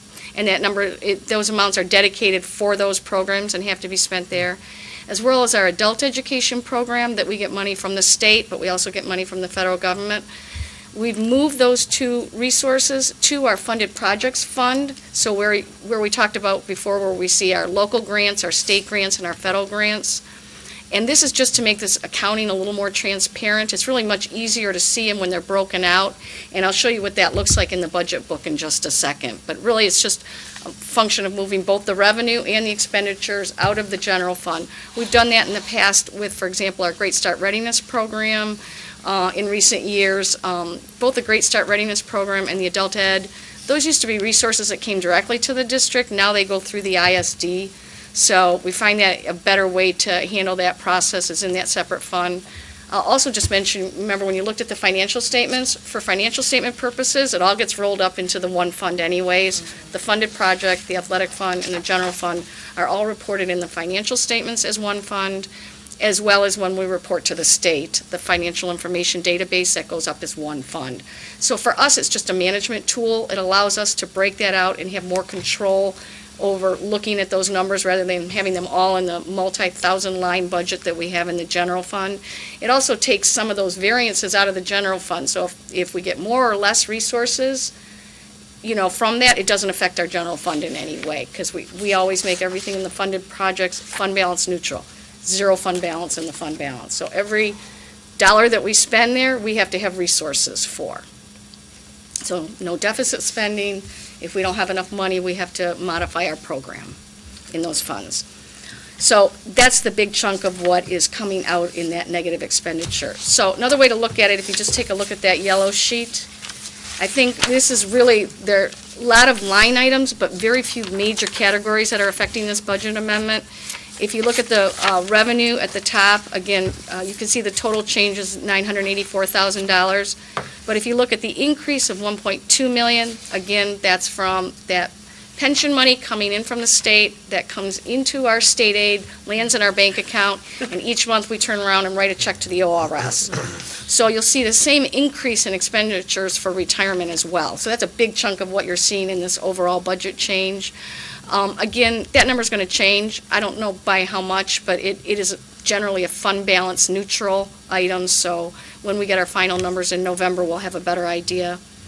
Second item, the decrease adult and vocational to funded projects. Again, that number is generally the same as the change in expenditures. It's a little bit different each year. We have to modify that as we determine what our resources are in the fall. So that's, again, basically fund balance neutral. The decrease in state aid under revenue, again, that's primarily our change in enrollment. This fall, we had an opportunity to talk about that, about coming in slightly less than what we had projected. So we've made that adjustment, as well as we have some changes in state aid categorical, and you heard Terry refer to it a little bit tonight. We've made a reduction of a little over $300,000 in our 31A money. We know how, which is the at-risk funds, we know how much is on our state aid status. What we have to determine and make sure we're clear about is how we're allowed to spend that resources and that we've met those targets. So I've probably budgeted a little bit conservatively. I will probably come back in March and adjust that number, but I think until we have all of the determined by the state and clear direction and expectations on how those resources can be used, this is probably a good way to look at this for now. So we will continue. We have a team working on that as we speak, on this, as we always do, since we are actually allocated at-risk resources when that revenue funding changes. So that's what those two numbers are that make up the state aid. Again, the transfer from other funds is primarily a reduction in the transfer from food service. Doesn't mean we couldn't do it in the future. It just, we're reducing that resource and hope if food service continues to have a fund balance, that's great, but also if they need those resources for replacing their equipment or updating their equipment, you'll recall we don't fund the food service fund in any way. That is, the general fund has never done that, so our expectation is that they fund their own needs and resources. And then under the expenditures, the decrease in salaries at $626,000, you'll recall we had budgeted for the ERI payments for this year. The $10,000 per student, that was recorded as a salary item that needs to be moved to just another budget code. So there's just a flip there between a salary account to a benefit account to meet the state's requirements on how we report those expenditures. So really, we're looking at a net decrease in salaries of about $236,000, excuse me. We also have a decrease in payroll costs. It's really how we're calculating FICA. We're finding more employees have some of their salaries not affecting FICA, so in other words, they don't have to pay FICA on some of their salaries based on the deductions they have. So it could be for health care or for other reasons that the government allows you not to pay FICA on certain salaries.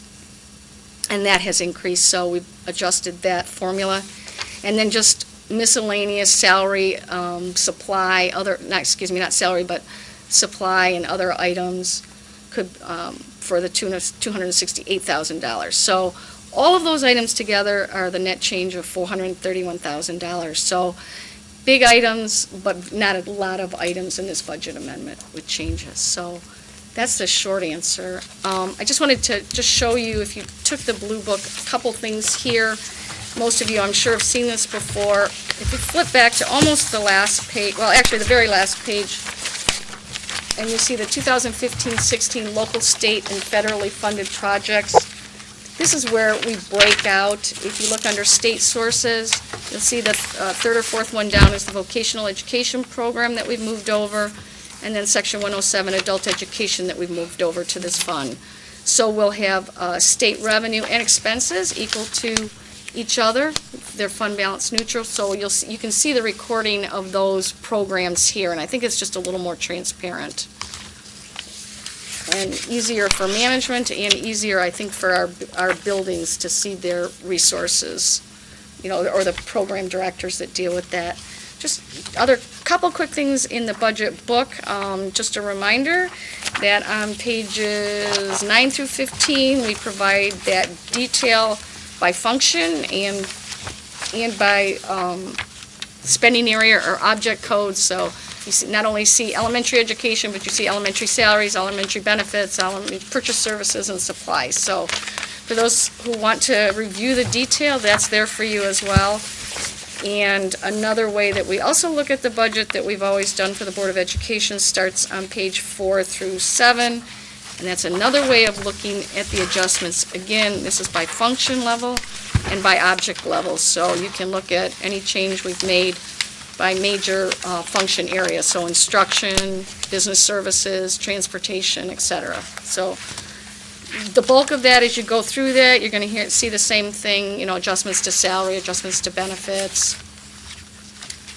So with that, I think, as always, we're really pleased that the last year's budget came in a little bit better than we anticipated. That really helped with the change that we made based on our enrollment. Again, we think that we're budgeting a little bit conservatively, but that tends to change, or could change, in the March amendment as we have a better idea of some of our utility costs. I think we have a pretty good handle on our salary costs right now, but we look to open enrollment to see what happens with some of our changes in healthcare costs.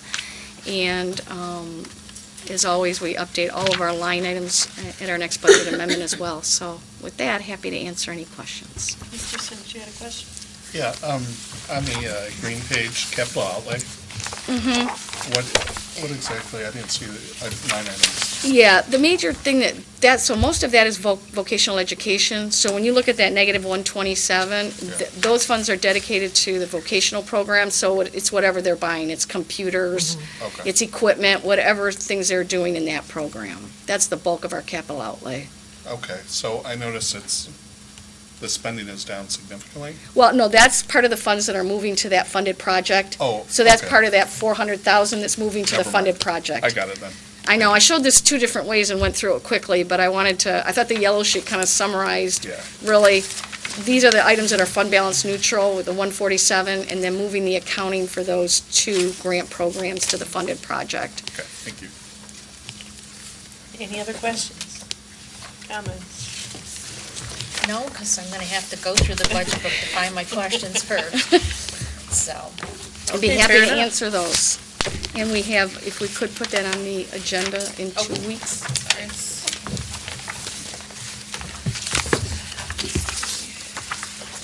Now you get the easy stuff. It does look easy in comparison, doesn't it? Yes. A review of results for the fuel bid. As we have for the last several years, we did go out to bid services for fuel, not because we were unhappy with the vendor that we had, we were actually very happy, but didn't like what they had suggested as an increase. We did get response from two vendors, and we're recommending the lowest responsible vendor, Petroleum Traders Corporation. We've done some research on them, and we're comfortable with their ability to provide the service. They did come in, you'll recall that this bid is a little odd. It's actually, it's a markup or markdown based on the spot fuel market. So we're talking about purchasing gasoline and diesel for both our buses and our local vehicles that we use here in Livonia by our maintenance and custodial fleet, and operating all that great stuff that we need in the winter for snow blowing and summer for cutting grass.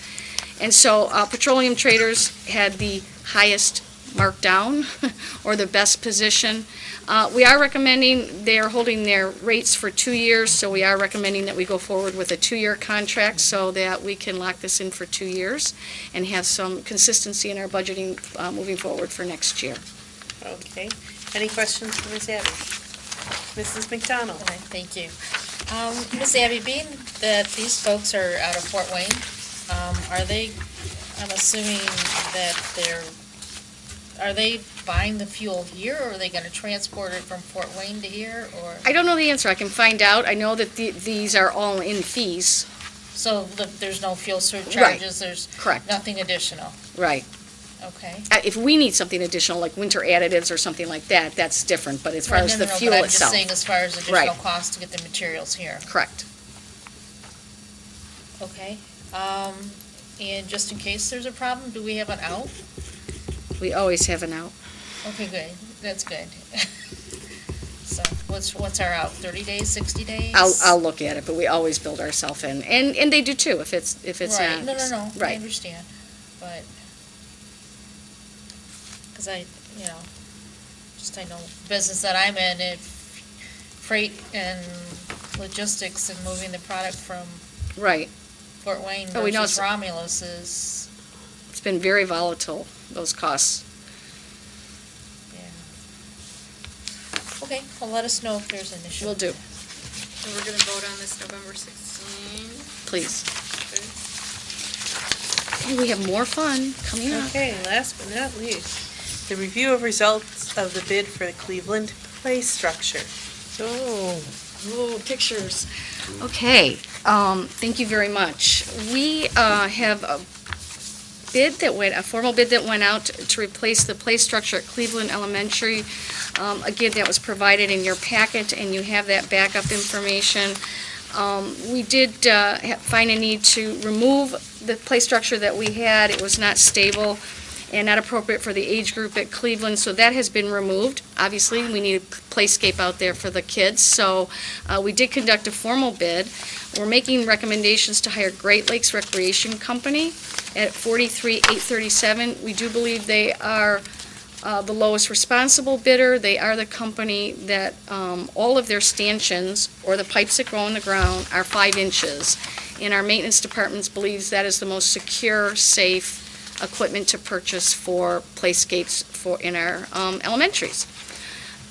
This is a sinking fund expenditure, and I just wanted to do the great unveil now of the very exciting play structure at Cleveland. You will recall the camel at Cleveland. Oh, yes. So this company put together this playscape, and you can see the lovely desert motif that's going on here.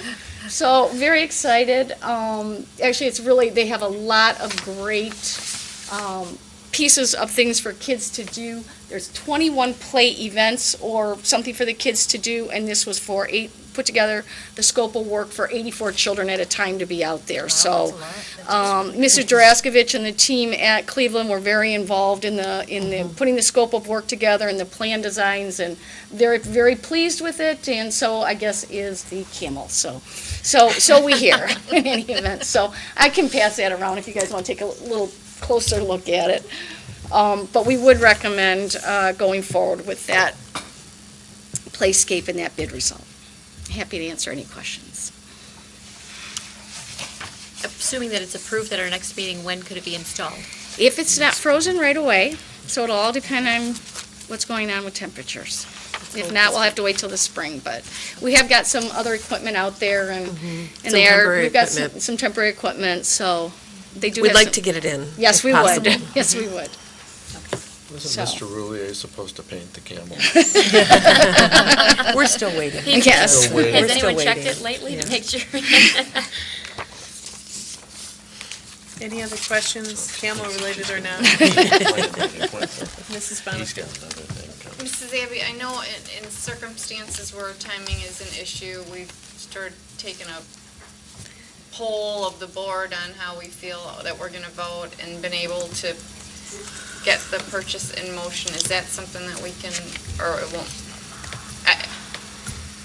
Because right now, well, the ground is going to freeze, 2 weeks will make a difference. Yeah, it could. I mean, we could certainly do that and then at least talk to Great Lakes and see how they would feel about maybe getting the equipment ordered without a formal purchase order in their hands. I'd hate to issue a purchase order without the board actually voting on it, giving the price tag that we're talking about, but we can certainly have a discussion with them if the board is comfortable with that, so.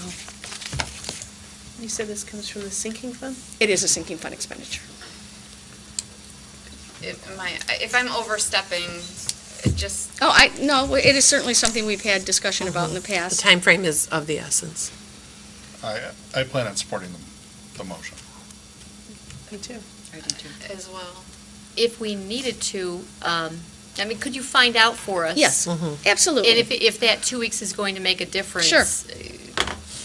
We could even entertain the thought of scheduling a voting meeting if that 2 weeks was going to be that crucial. If Absolutely. we find out that we're in a safe zone, then we don't need to worry about it. If you could just let us know. I'd be happy to do that. And get back to the board. Okay, otherwise I'm going to put that on as the voting item for November 16th. Thank you. Any other questions for Ms. Abby while we have her here? I have one more question that I missed. We need to formally accept the audit, so that is also going to be a voting item. Yes. on, To accept the audit. Yes.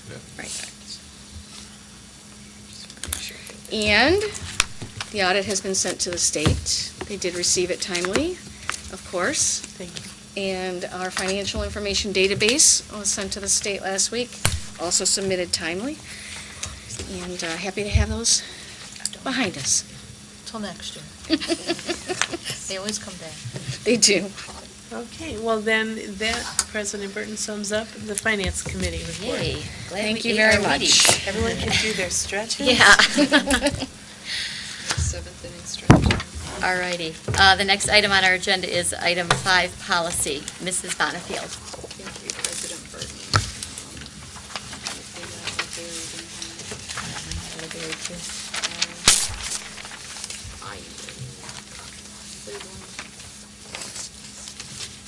Got them all set out. Do you want to take a look at that, and I'll flip over to Mrs. Sorry, Flores. that's what I needed anyway. Okay, so we have, sorry, our first item is BD1, Board Operations Formulation of Bylaws. And we talked about this at our workshop, but President Burton had some suggestions, so if it's okay with everyone else, I'm going to call on you first. That's If you fine. want to provide your suggestions to us. Do you want me to? I have the Or- the revisions that you be requested, great. and I can Yep. pass those out. Oh, thank you. That's So, great. just give a quick minute of background on these. Perfect. All righty, so we're going to be looking at BD1, BD2, and BDA this evening. And you received those at the study session last week. And the purpose of this was in response to our recent collapsing of some policies as it related to board expenses and board reimbursement of costs for conferences, et cetera. And in that process, one of the things that we had done was recommend the deletion of a policy as it was folded into one of the other policies we were amending. And that led us to conversation about the process by which we delete a policy and have record of that deletion. And so President Burton asked us to pull the board policies related to the adoption of policies and add language that would include not only adoption or amendment of bylaws or policies, but also deletion. So if we started with BD1, you had in your packet the information that was shared with you at the study session, where we included in both paragraph 2 and paragraph 3 the word deletion, in addition to the adoption or amendment of bylaws. And since that time, Mrs. Burton has come back with some additional suggestions so that BD1 is a better reflection also of BD2. So Mrs. Burton, do you want to walk through that? Sure. Can I borrow one? Yep, There we go, okay. When I was reading 1 and 2 side by side, what I'm suggesting in BD1, in the beginning of paragraph 2, it had originally read a board member requesting a review, change, deletion, et cetera. But it's not always a board member that brings forth an idea for a change in policy. I looked at the wording on BD2, and BD2 reads, "A board member, the superintendent, or other interested party," which could include an administrator, a member of our community, et cetera. And all of them are welcome to bring suggestions to the board. So I'm just suggesting that we use the same language in BD2, so in BD1, so that it would read, "A board member, the superintendent, or other interested party requesting a review, change, deletion, et cetera." That's what you see in the green highlight. I know we normally do red. I was trying to differentiate between the study session changes and the changes we're offering this evening. And then the other suggestion I have is in that same paragraph, we're dropping down to line 4. It reads, "The president will schedule the request on the agenda, notify the superintendent, and provide board members materials." The president does not actually do the providing of the materials, but the president usually has the materials provided. Like, we assure that the superintendent or Jill Wozniak or whoever would be responsible for doing it, given the situation, would have those materials provided. So I'm just suggesting that rather than the president will provide the materials, we'll have the materials or information provided to board members. Those are the only two suggestions. Okay. Any questions on BD1? I think those are good changes. Okay. Yeah, sounds like. Mrs. O'Quist. So BD1 will proceed then with both the green and red changes you'll see in your packet for voting on November 16th. First reading? First reading. First reading. I was just checking to sure you were all still with me. Yes, and we are awake. Okay, so then we'll move on to BD2. Yes. So BD2, similarly, this is in relation to the formulation of policy as opposed to bylaws. You'll notice in the second paragraph, the section in red follows, interested party may propose changes to a current policy. We're adding the words recommend deletion of a policy, and then it follows with or propose a new policy. Then we added the word deleted as appropriate among those amended and revised words at the end of paragraph 2 and at the start of paragraph 3. So again, it just secures that there is a process by which we would need to bring forward deletion of a policy in the form of a first reading, a second reading, and a voting.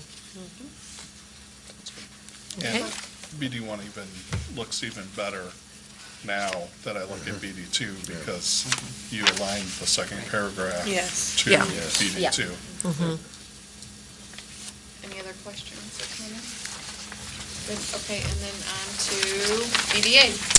And BDA, there really it was not as clear a section, and so if you'll take a look at the second paragraph, the third line, it starts with revised policies to the board for consideration and action, and then I'll read the other pieces: policy dissemination, policy evaluation, and the maintenance of a continuous and easy-to-use policy manual.